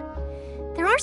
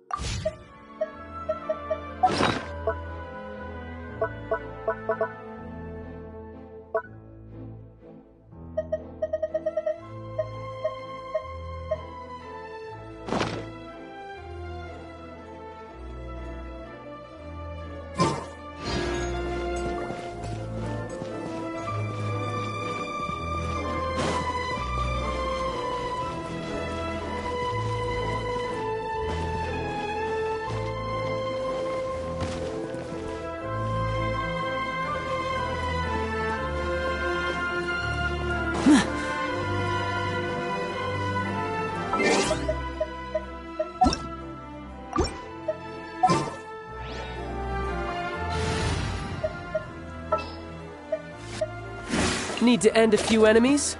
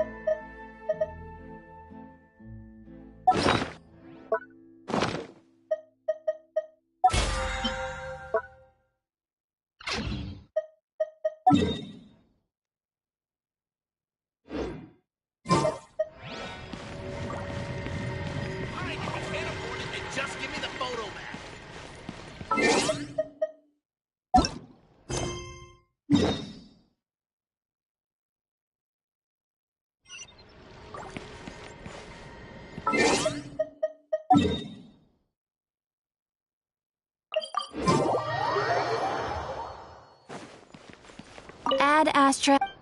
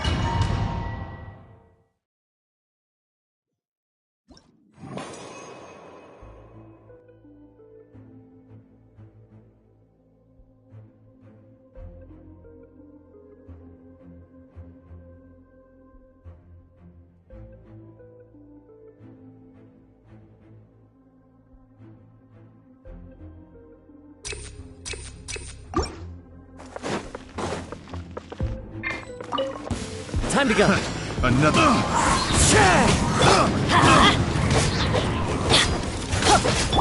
Flicker. Surrender and be gentle.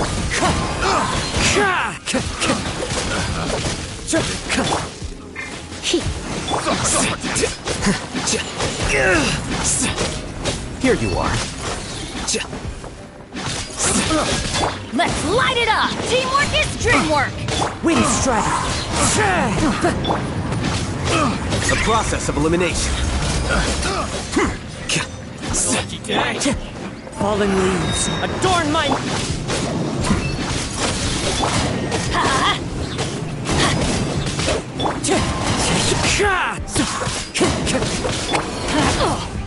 I'm going in! Yeah! Let's spark things up a little.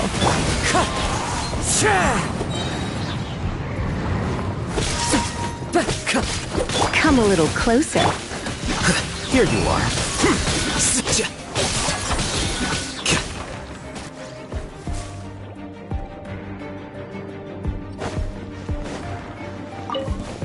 Let's get down to business. Illusion shattered! Now you shall perish!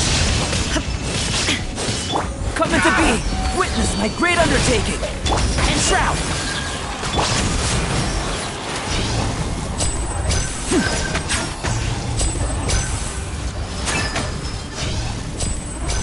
Finally, to the ferry! Another test subject. Have a little taste. Can't see? That tingle. There is no escape! Torn to oblivion! Picked the wrong test subject. Live! And shroud! That tingle? I hear everything! Come into being! Now disappear!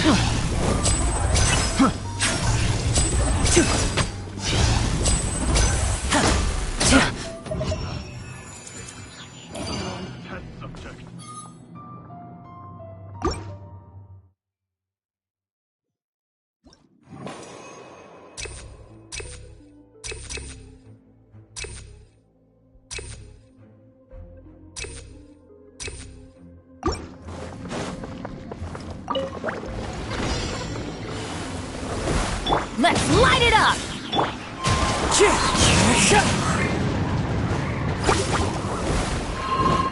It's fine.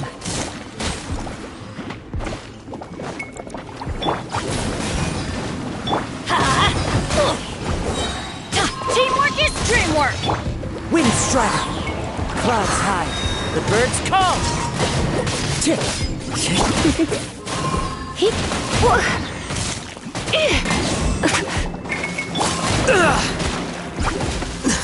The plan's changed. Scatter. You're...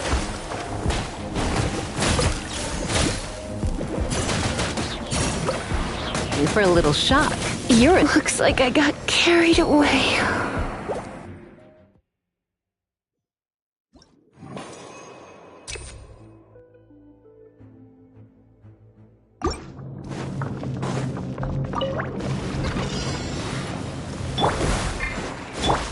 Let's light it up!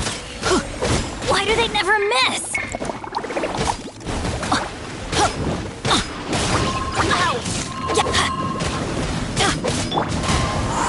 As one with wind and cloud! I'm going in!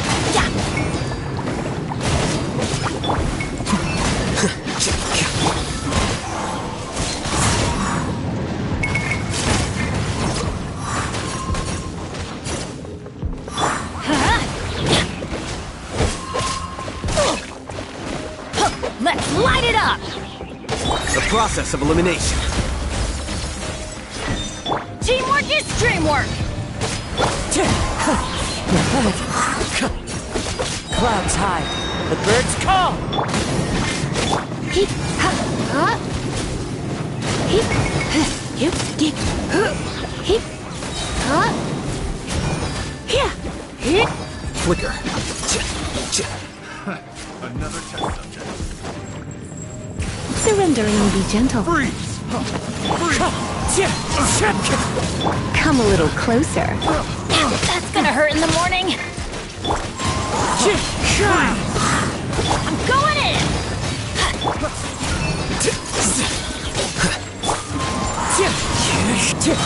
Fallen leaves, adorn my night! You're in for a little shock.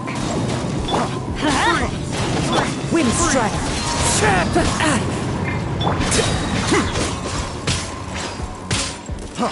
Freeze! Freeze! Defract!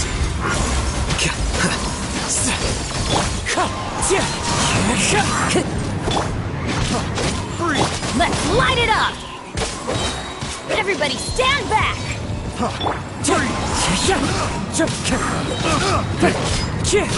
Test center.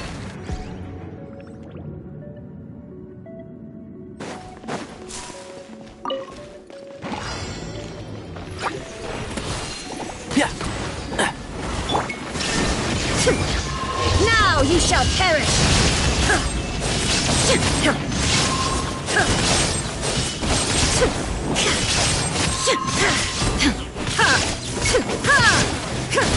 One with the force. Burst forth. Illusion shattered!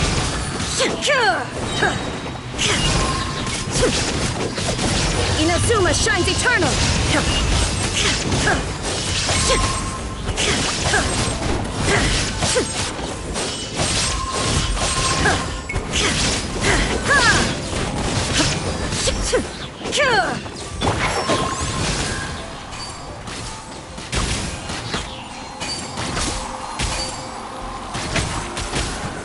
There is no escape! Coming to be! Can't see? Another test. Shine down!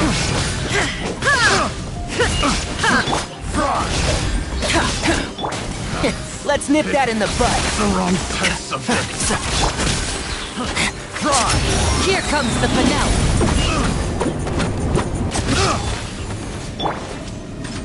Burst forth. Torn to oblivion! Enshroud! Live! Moment of birth! I hear everything! There is no escape!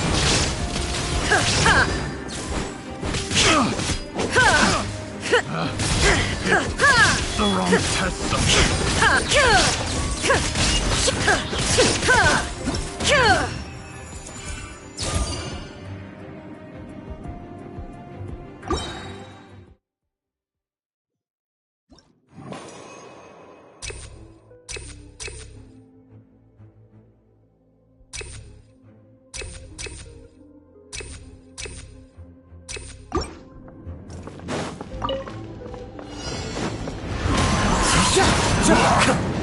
Time to go.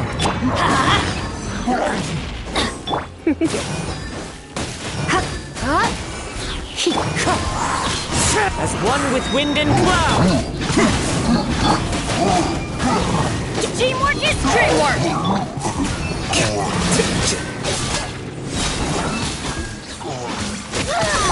Let's spark things up a little. Wind strike. Where are you? What a drag.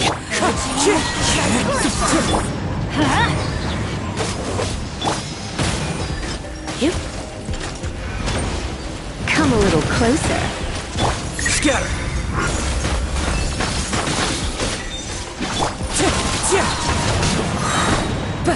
Let's light it up! Fallen leaves, adorn my night. Wind strike. I'm going in! Off we go! Out of my sight!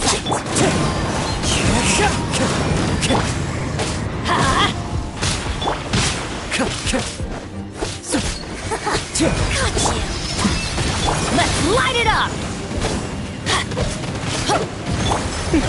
Going out is tiring.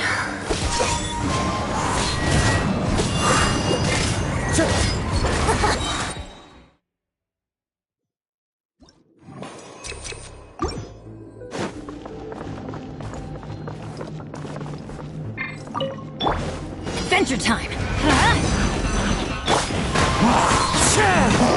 Here you are. How bold.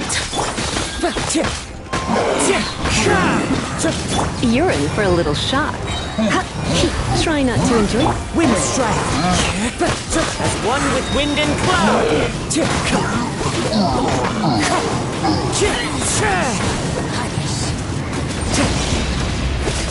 Teamwork is dreamwork!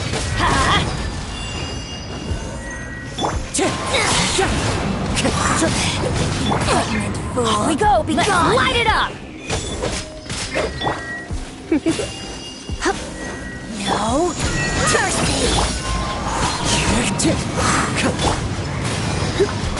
Hey, come a little closer. Yeah! Out of my Wind strike. Fallen leaves. Adorn my night. Defract. Everybody stand back!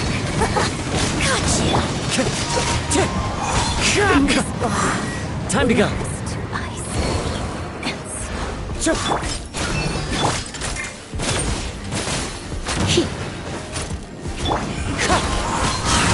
As one with wind and cloud.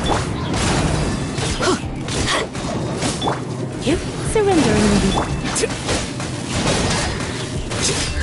Wind strike. Why do they never miss? I'm going in! Quicker.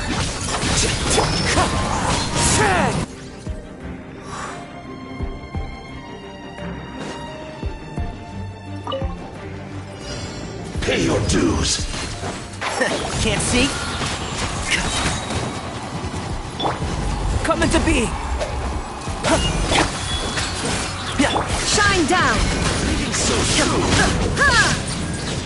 No escape. Let's nip that in the bud. Prepare yourself. One thing after another. Now you shall perish! Illusion shattered!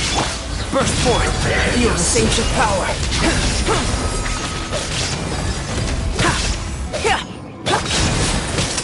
Let's get this show on the road. I hear everything. So soon. Enshroud. Shine down! Torn to oblivion!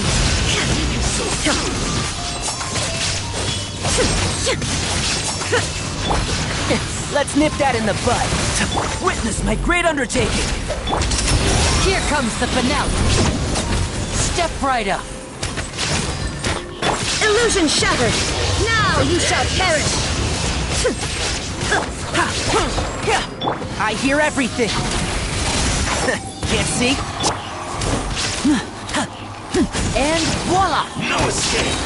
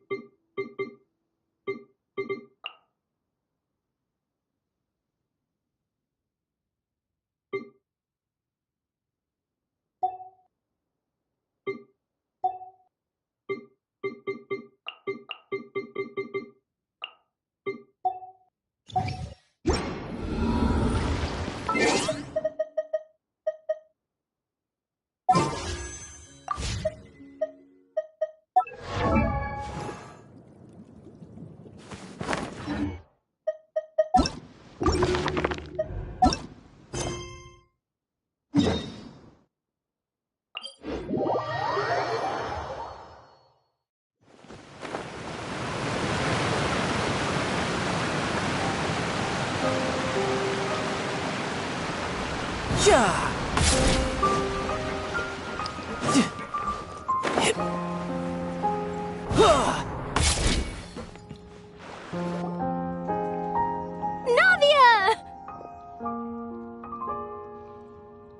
Oh, it's you. Hey, we're just having a look around. I'm here to update myself on how things are going here.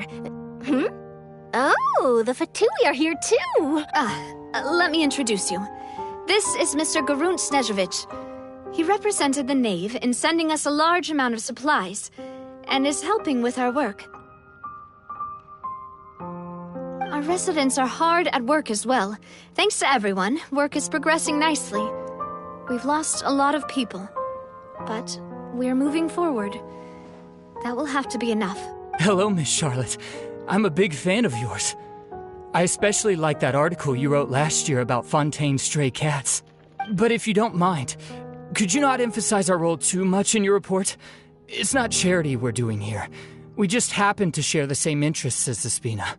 I get where you're coming from. I'll keep it as simple as possible. Or would you be willing to feature as friendly neighbors? That would be fine. Thanks. Oh, you're back too. How are things? We finished laying down the construction materials. It'll be another hour before the workers are able to go over there. Huh? You're here too, Clorand? Well, her reputation's greatly risen after that whole duel business with Miss Furina. So she's here in Poisson to wait out the heat. All right. She really came here to help me out. There's too much to consider in the reconstruction of Poisson. The Spina has need of more decision-makers. And, well, I do already happen to be connected to Mr. Callis. Oh, wait just a moment. Do you mind me asking a few questions? You know, about how you felt before the duel, about what it was like facing down a god. There's lots of exciting material there, I bet. Forget it. I'm sure you can find a better theme than that, Miss Charlotte. I see you're the same as always. Couldn't you do me a favor, for Navia's sake? Well, if we're talking about doing things for my sake, you might as well just take a few more photos of me. Or of the Traveler. It's better than wasting time persuading Clorand, at any rate. Of course I will. I'm not gonna let her off that easy. All right, then everyone who wants to be in the photo, gather up. And...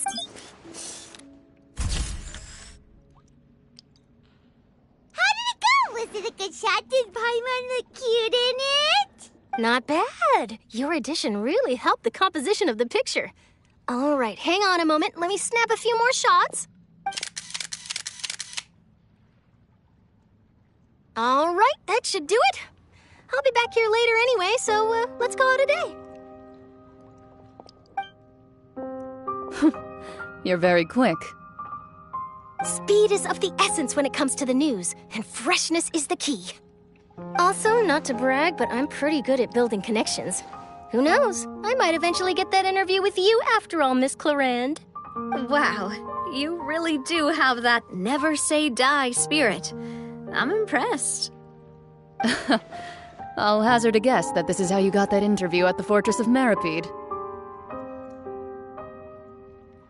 Whoa, you're well informed. Let me make a guess too. I asked Sijuin who told Monsieur Nervillet, and he told you, right? That's a very complete information chain.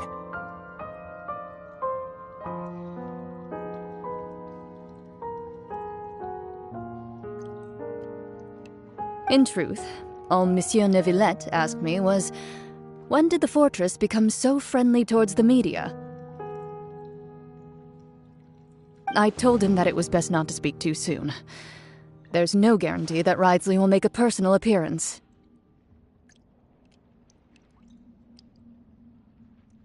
You're right. I've got to treasure every moment I have with them. In which case, I'll be making a move first. Stay safe now. And tell me if you hear anything interesting. I'll treat you to afternoon tea in exchange.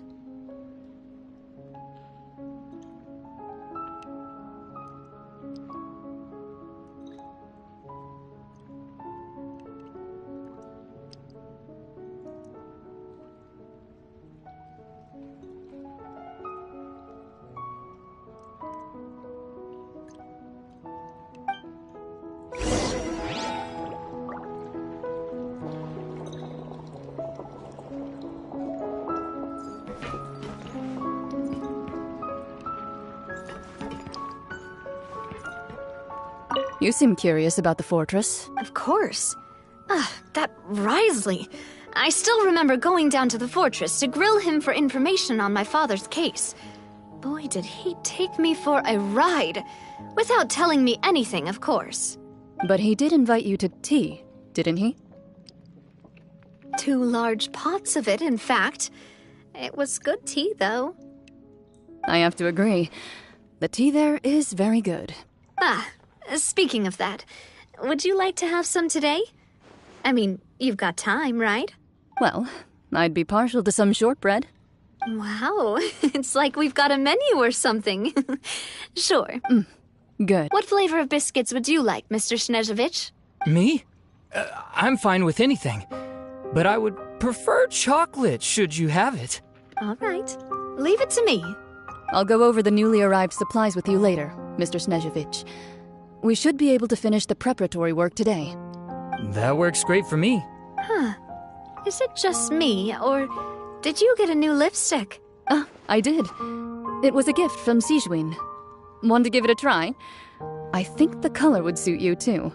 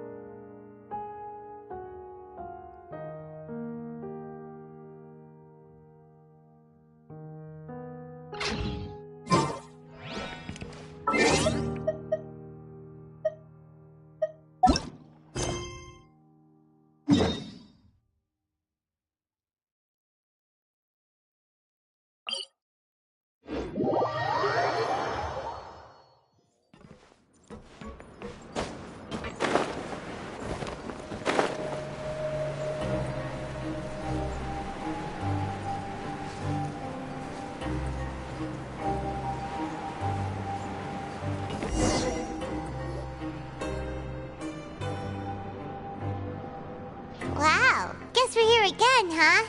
There's a real nostalgic feeling to this place. Looks like you've been missing us.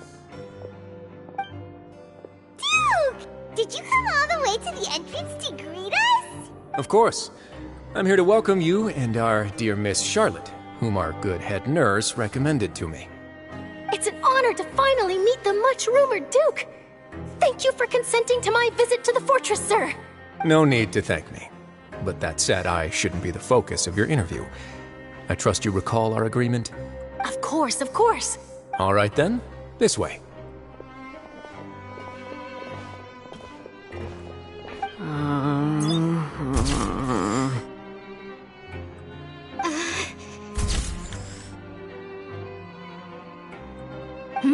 Hey, no need to be so nervous.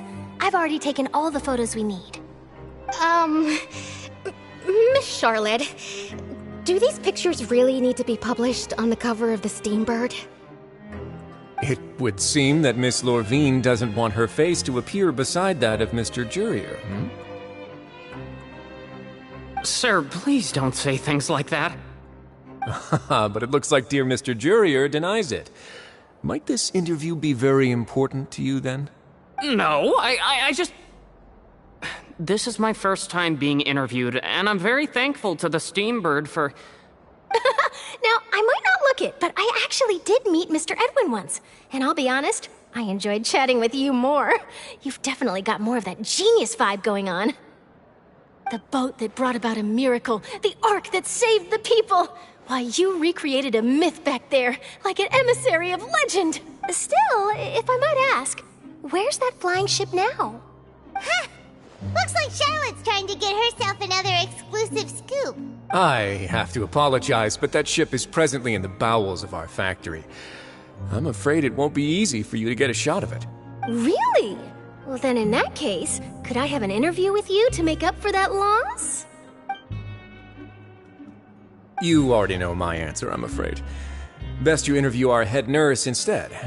Or perhaps you'd like to take another photo of this couple of researchers? Did you really have to use the word couple? 2 solo photos will do. Is my hair messed up? Please, someone help me have a look. Things sure are getting pretty lively here. We've seen this kind of thing before.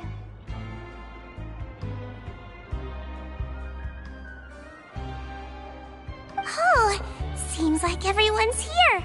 Would any of you like to try this new drink I came up with? Ah, Siegeween. Hey, Miss Charlotte. Why don't you, take some pretty photos of our head nurse? Sure. Come on, Miss Siegeween. Over this way. Let's find a brighter spot. Huh? Sure. Do I have to smile? So, how have things been at the fortress? Same old, as you can see. Fontaine's undergone some changes, but this place is still more or less the same. Other than that flying ship, it got a tad too much attention, I think. That's why I decided to let the interview go through. We should direct more public opinions toward the behind-the-scenes heroes. Am I right, Mr. Jurier? Miss Lorvine? You're too kind, sir. I believe that you too should have your day in the sun. Not that you would want that, which is a pity.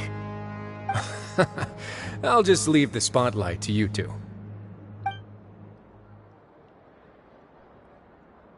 I see. Lots of things happened that day, huh? Anyway, regarding that Harbinger, I'm not sure you remember, but his 3 young followers are still waiting for his return. He sure did win them over, huh? I'll tell them that there's good news and bad news. The good being that their boss seems fine, and the bad being that they must face extended sentences for abetting his escape. Oh, actually, what about you? Are things gonna change for you too? What change can there be? The fortress will keep chugging along, and so will my duties. As to what Miss Furina's departure will mean for the nation, and if our laws and governance will be transformed, we'll leave those to the folks in the overworld. Hey everyone, the photo shoot's done. Good. In that case, let's call it a day here. Thanks for your cooperation. Come on, Traveler, let's go. Till next time, everyone.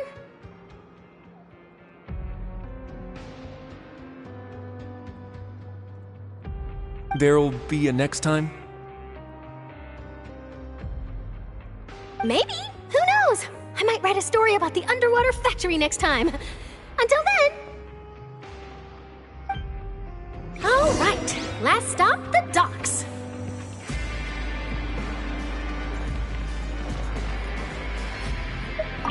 Oh, you know, I'd love to see you in one of Charlotte's photo shoots one day. Is that really necessary? Our line of work doesn't really require much photographing. It's precisely because we don't need the picture that they'll have value as keepsakes. We don't really look all that opposed to the idea, you know. Maybe I'm just happy that I managed to once again avoid the spotlight. I think this interview went well either way. Yes, you successfully kept prying eyes away by using Mr. Jurier and Miss Lorvine as shields. Very good. You should be happy for them. They have a bright future ahead of them.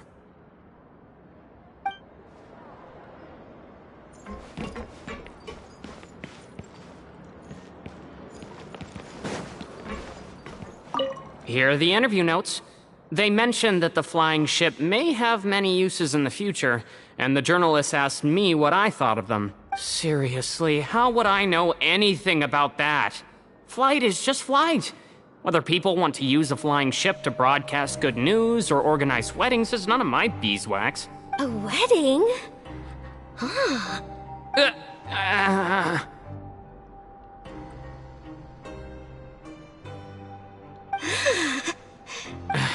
Why are you looking at me like that? So the flying ship can be used for weddings? I didn't say that. That journalist mentioned it, and what does that have to do with us anyway? True. What does that have to do with us?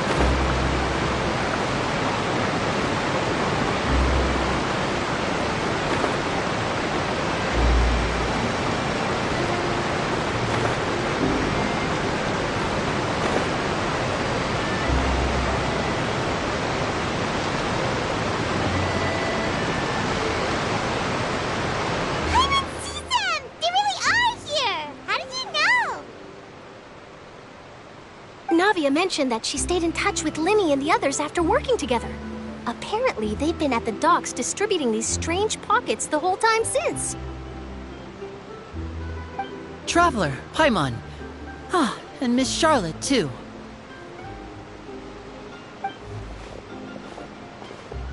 Would you like a magic pocket? What sort of gadget is it? It's a wondrous bag that can be used to carry many things. The water level has returned to normal, but if you see any of your things floating around, you can use this to carry them.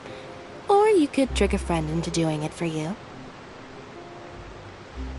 Trick a friend? I wonder which of my friends would fall for that. You could just make a friend like Fremine here. Isn't that right, Fremine?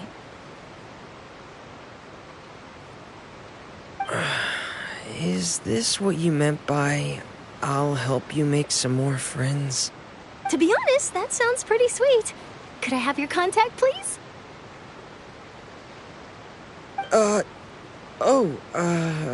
Sure. Please, write down my address.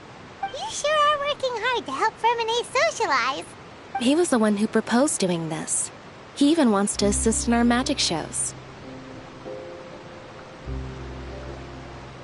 Yes, I was planning to first introduce Pear as an assistant, and later Fremine himself. In the future, I think we can leave underwater escape magic to him too. That said, would anyone want to see a diver escape underwater? Oh, it'll work out. Every journey begins with the first step. He'll become a part of our show eventually. Lynette, could you come over? Miss Charlotte says she wants to take a picture of us. Got it. My, that Charlotte is rather perceptive. She got rid of everyone the moment she realized I had something to say to you. So, how have things been, Traveler? Father says that you did a great deal during the latest events. She's very grateful for your contributions to Fontaine. That's all right. We were more than happy to help. So, what's she doing now? Oh, I guess you haven't heard.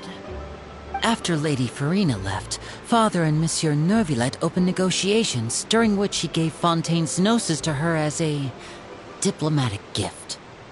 A diplomatic gift? A gnosis? Yes, I was quite surprised at first myself. But when I thought it over, there were actually a number of things going for it.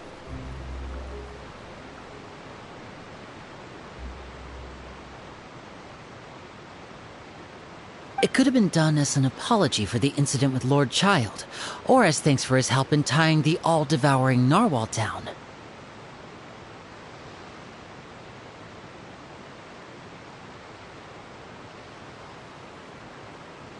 Furthermore, Father did also lend significant aid to Fontaine and Poisson. Well, that's true, but this is a gnosis we're talking about. Doesn't this seem a bit irresponsible? I would agree, but I've also heard that it seems that Monsieur Neuvillette has had a significant change of heart regarding the matter. So there's some reason for this that only Neuvillette knows about? I suspect you'll have to ask him about that yourself. Ah, yes, speaking of which, I did see him strolling around the entrance to the Fortress of Meripede a while back. Isn't he real busy and stuff? Paimon didn't think he'd have the time for that. But back to the topic. The gnosis was given to the knave, right? What about Child? They say that he's returned to Snezhnaya to recover from his wounds. I hear that the recent disaster really did a number on his health.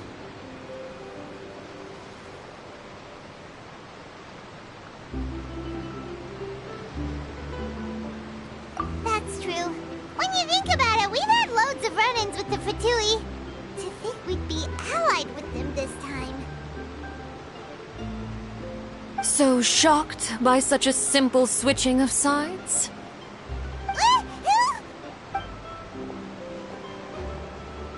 Father!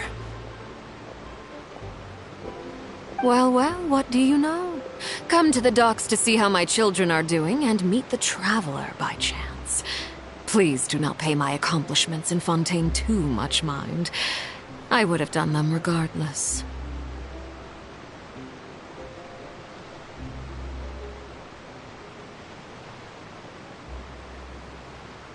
Are you going to take the Gnosis back to Snezhnaya? That is our duty as harbingers, yes. Don't be too preoccupied with sides. The goal of the Fatui concerns not a single place or person, but the entire world. With such a grand goal in mind, it is inevitable that we must wear many masks. Switching my masks is something I've always done. Well, that depends on many things. No one truly knows what the future holds. What good is honesty if you can't rely on it forever? As for you, I very much look forward to our next collaboration. Good things cannot be achieved alone, and you've proved yourselves to be great partners. A vision? All right. I'll remember to return it. Thank you for keeping it safe for him this entire time. And that's a wrap for me. Huh? You're... Greetings, Miss Journalist. Hello. If I'm not mistaken, there are diplomatic channels I'll need to report to take a photo of you. That is correct. So forgive me, but I will not be able to serve as a subject in your article.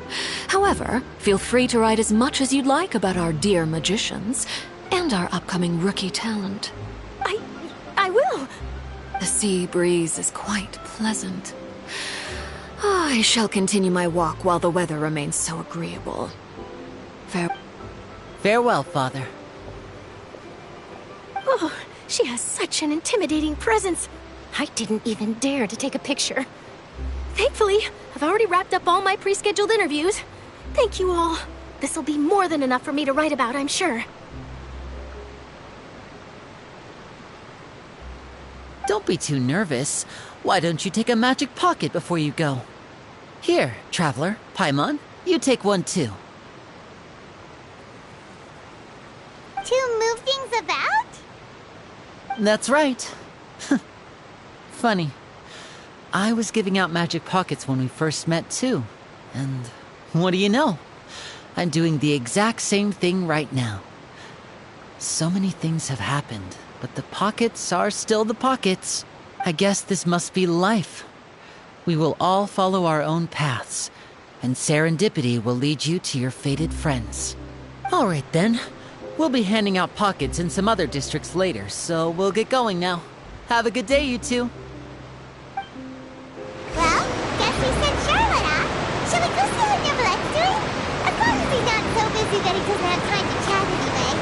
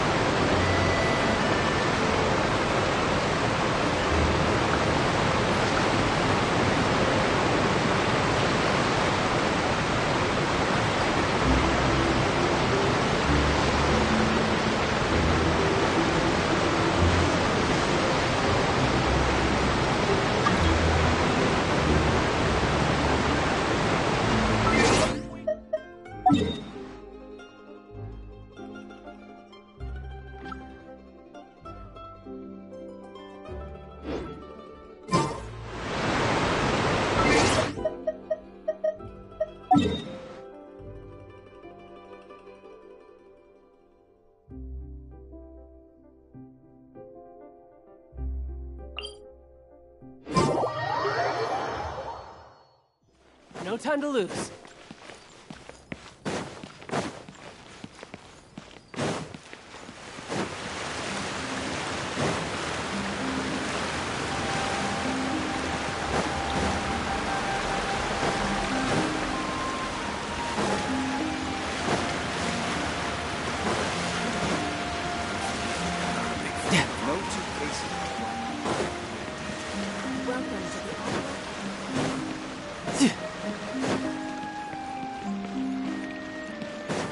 The entrance to the fortress!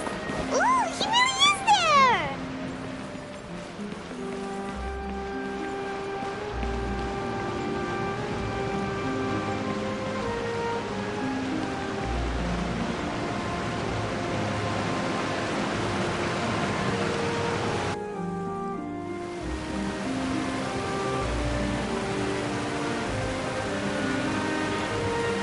So, you really are here, Neuvillette! I didn't think you were going to have free time this hour of the day. Really? Oh, I suppose you must have met Mr. Linney. He took the time to greet me earlier when he passed this way. In any case, you came at a good time. I was just considering reaching out to you to set up a meeting, so I may explain some things that I haven't had the time to before.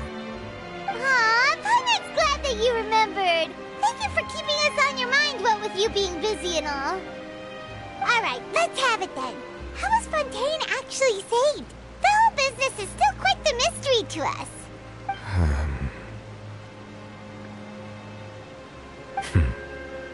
It is strange how words can often leave a bitter taste in the mouth when it finally comes time to say them out loud.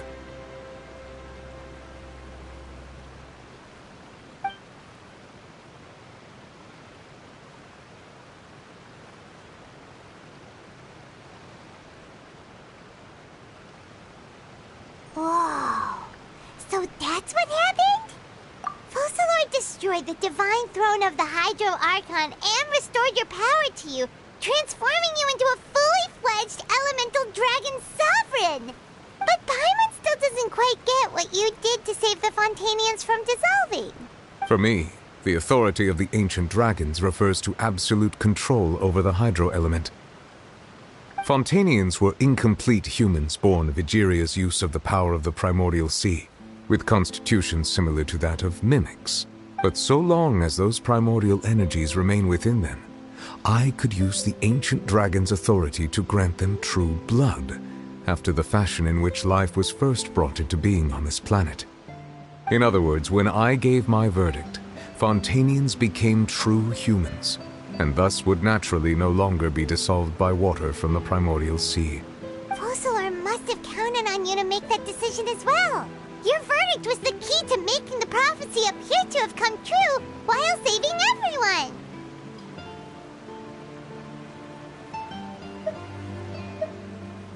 Yeah, and in a manner of speaking, Focalord finally managed to fulfill the original Hydro Archon's wish to turn Oceanids into real people too! It seems from your expressions that you still have more things you wish to ask.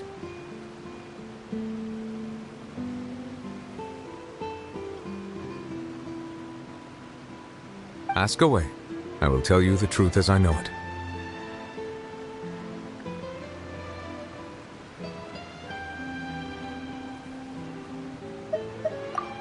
Oh, that's right! They say you've given it to the knave as a diplomatic gift or something! Leaving aside their intentionality, the two Fatui Harbingers have indeed done much for us during this crisis. Their sole remaining goal in Fontaine, at least at this point, would seem to be the Gnosis. The Oratrice has ceased to function. The Hydro Archon's divine throne is now no more, and I do not need the Gnosis's power. As such, it has lost all meaning for Fontaine. If the Fatui have impure designs, then we might as well accede to their request now, and avoid unnecessary conflict. What complicated considerations! Paimon thought you were just giving it to them out of gratitude to the knave and as an apology to Child. Ask away. I will tell you the truth as I know it. Yeah, about that. Risley said Furina has already left. What's that all about? Ah, Lady Furina. The people are only aware that her death sentence has not been carried out. She abdicated the post of Hydro Archon and left affairs related to that title to me, before leaving the Opera House. I related Focalor's words to her faithfully and completely. After hearing them, she seemed neither saddened nor comforted.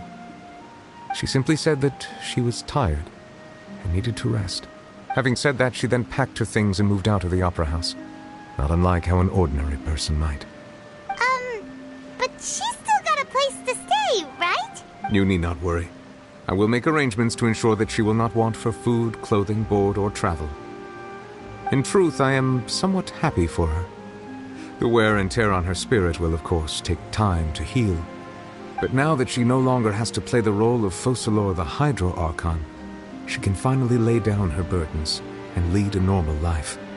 What about you then? What are your plans now that you've regained your full powers as the Hydro Dragon? After Focalor passed on, the Oratrice also ceased to function.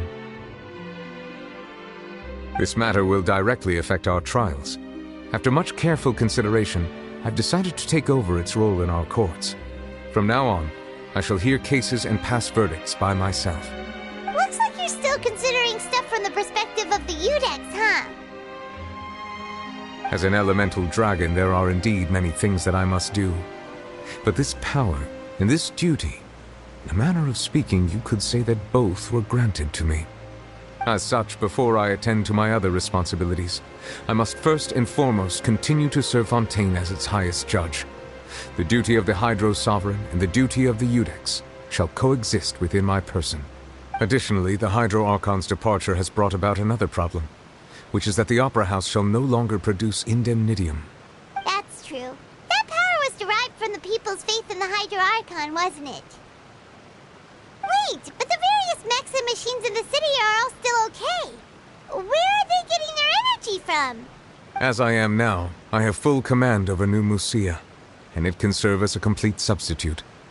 Another reason why I cannot quite leave Fontaine immediately. Wow.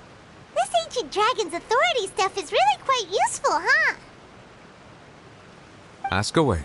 I will tell you the truth as I know it.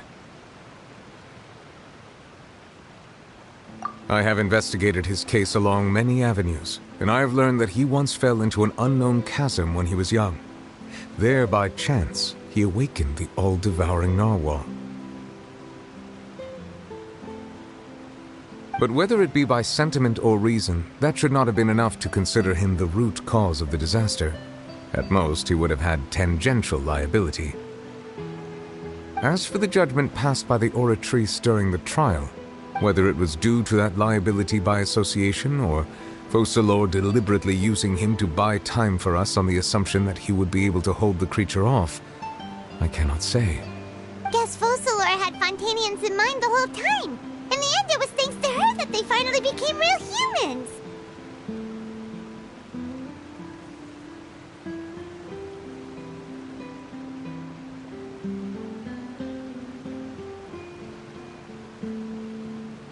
Hang on a second. Paimon suddenly got another question.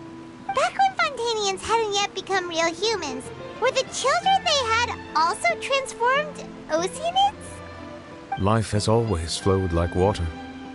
Do you recall how Fontainians would often come to the Fountain of Lucine to pray for children? Yeah! Lynette said the fountain is where all the waters in Fontaine converge. In truth, even those couples did not know that such prayers were no mere custom, but instead a form of ritual. Those Oceanids who were blessed within the spring water would later descend as new humans in the coming months.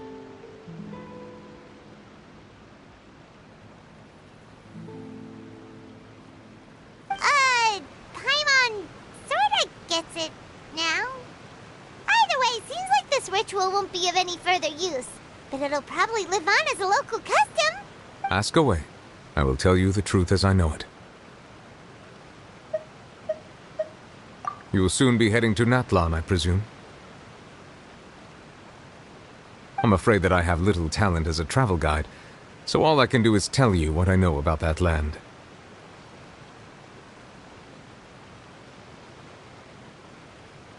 As far as I'm aware, Natlan can be said to be a nation of dragons. A nation of dragons? You mean like you? No, I suspect that I would not find myself welcome there. Unlike ancient dragons such as myself, the dragons of Natlan have undergone long years of development and evolution. Large numbers of them have entered a form of coexistence with humanity. Natlan is also the nation of war. War ravages those lands like an undying flame. There is one other piece of information I got incidentally from my negotiations with the Knave that I believe may be useful to you. The Harbinger known as the Captain has thrown his hat into the endless ring of war. The Captain. Sounds like a real tough customer. Seriously, everywhere you look, there's a Fatui Harbinger doing their thing. I suggest that you fully prepare yourself before going to Natlan. In the meantime, Fontaine's doors will always be open to you. Ask away. I will tell you the truth as I know it.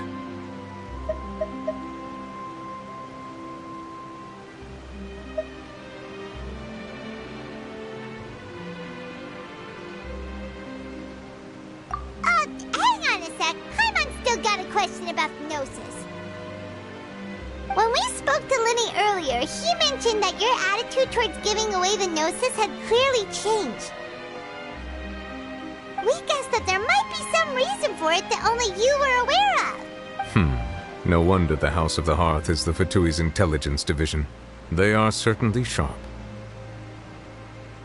So regarding this specific issue, I was just getting ready to share something with you.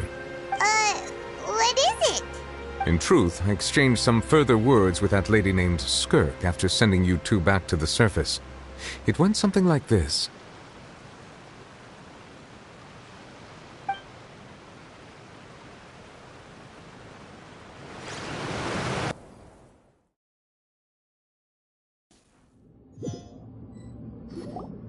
Well, we're going to head topside to see what's going on. You hurry over soon as well, all right, Nervalet? What next? The all-devouring narwhal isn't here, so I'm no longer getting any interference.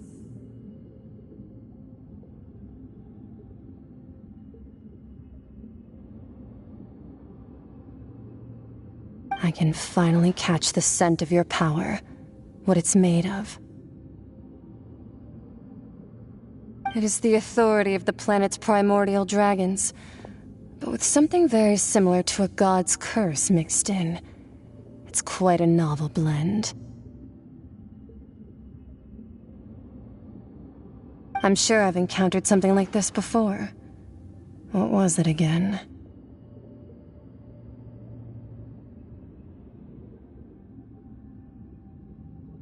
I do not know what you speak of. Of course. How could I forget? You should have the remains of the third Descender on your person, yes?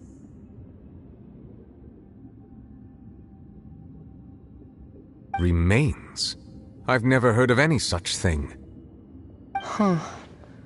According to your parlance, I believe it may be called a gnosis. Well, that much is true. After Focalor's divinity faded, she handed her gnosis to me. But I fear I have never heard of it described in the manner that you just did.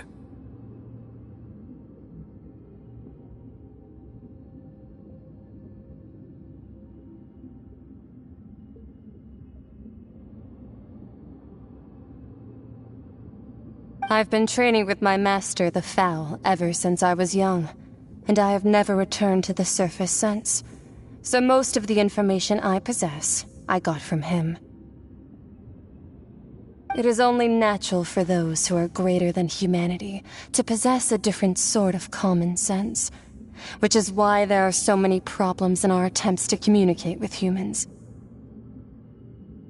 Regardless, you should probably get rid of objects of misfortune to prevent any disasters from befalling you. To live in itself is a blessing. But once a person dies, the bonds he once had with this world shall all turn to curses. What do you mean by that?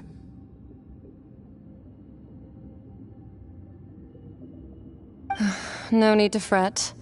These are just my personal thoughts, and my reason for no longer wishing to return to the surface. This third descender you refer to, who are they? And when did they die? Master never mentioned them to me. Perhaps it just wasn't that important for me to know. If you're interested, though, I could ask him. I'll be sure to pass the answer on to you next time. Next time? You believe we will meet again? I do. Wait. I have a disciple of my own, don't I? He can be the messenger then.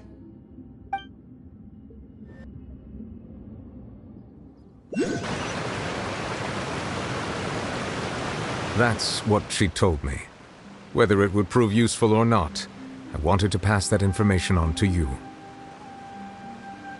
The remains of the third descender? So that's what the Gnosis actually are. Paimon just thought they looked like chess pieces. How could they be a person's remains? All the same, assuming that there was no misunderstanding or special metaphor at play, that is what she meant to say. And she said that it would bring misfortune and that you should check it, which is why you gave it to the Fatui.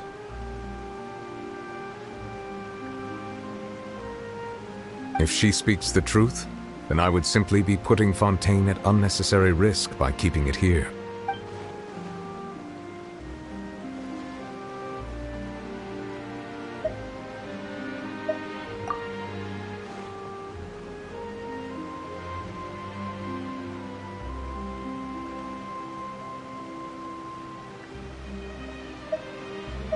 I had guessed that you might already be familiar with this concept, but I did not expect you to be one of them.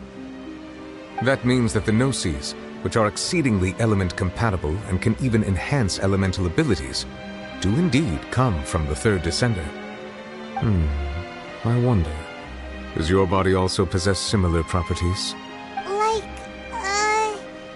Like being able to use elemental powers without a vision. That does sort of count as special compatibility, right? No, let's not think about this stuff right now. It just feels creepy, comparing the Traveler to the dead third descender and all. That's what you say, but this topic still feels like bad luck. Once Child recovers, let's get some more answers out of him. Or go look for his master and get the answers that way.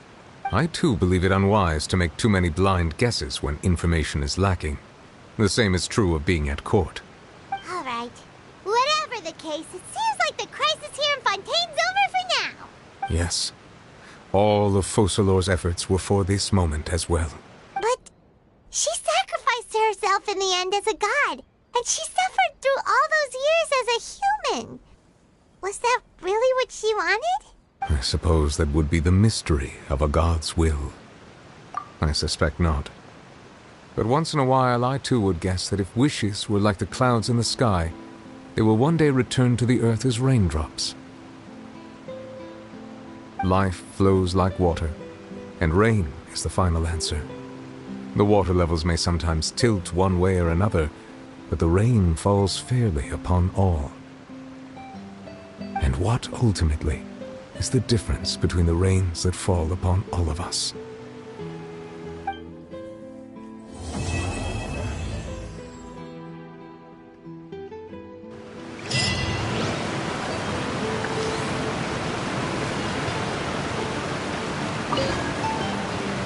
It seems from your expressions that you still have more things you wish to ask. Ask away. I will tell you the truth as I know it. I suggest that you fully prepare yourself before going to Natlan.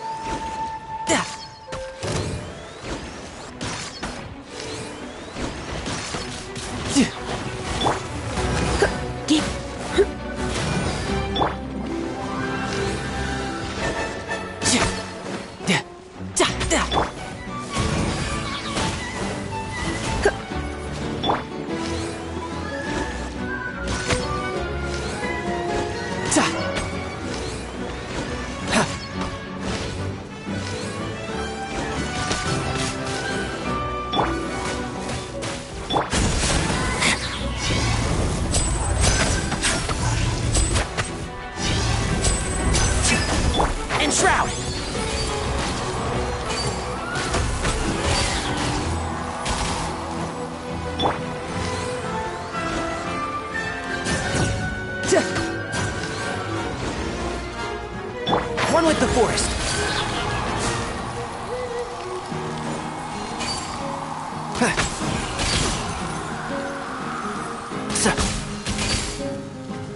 I'll approve you! Keep up. Step right up.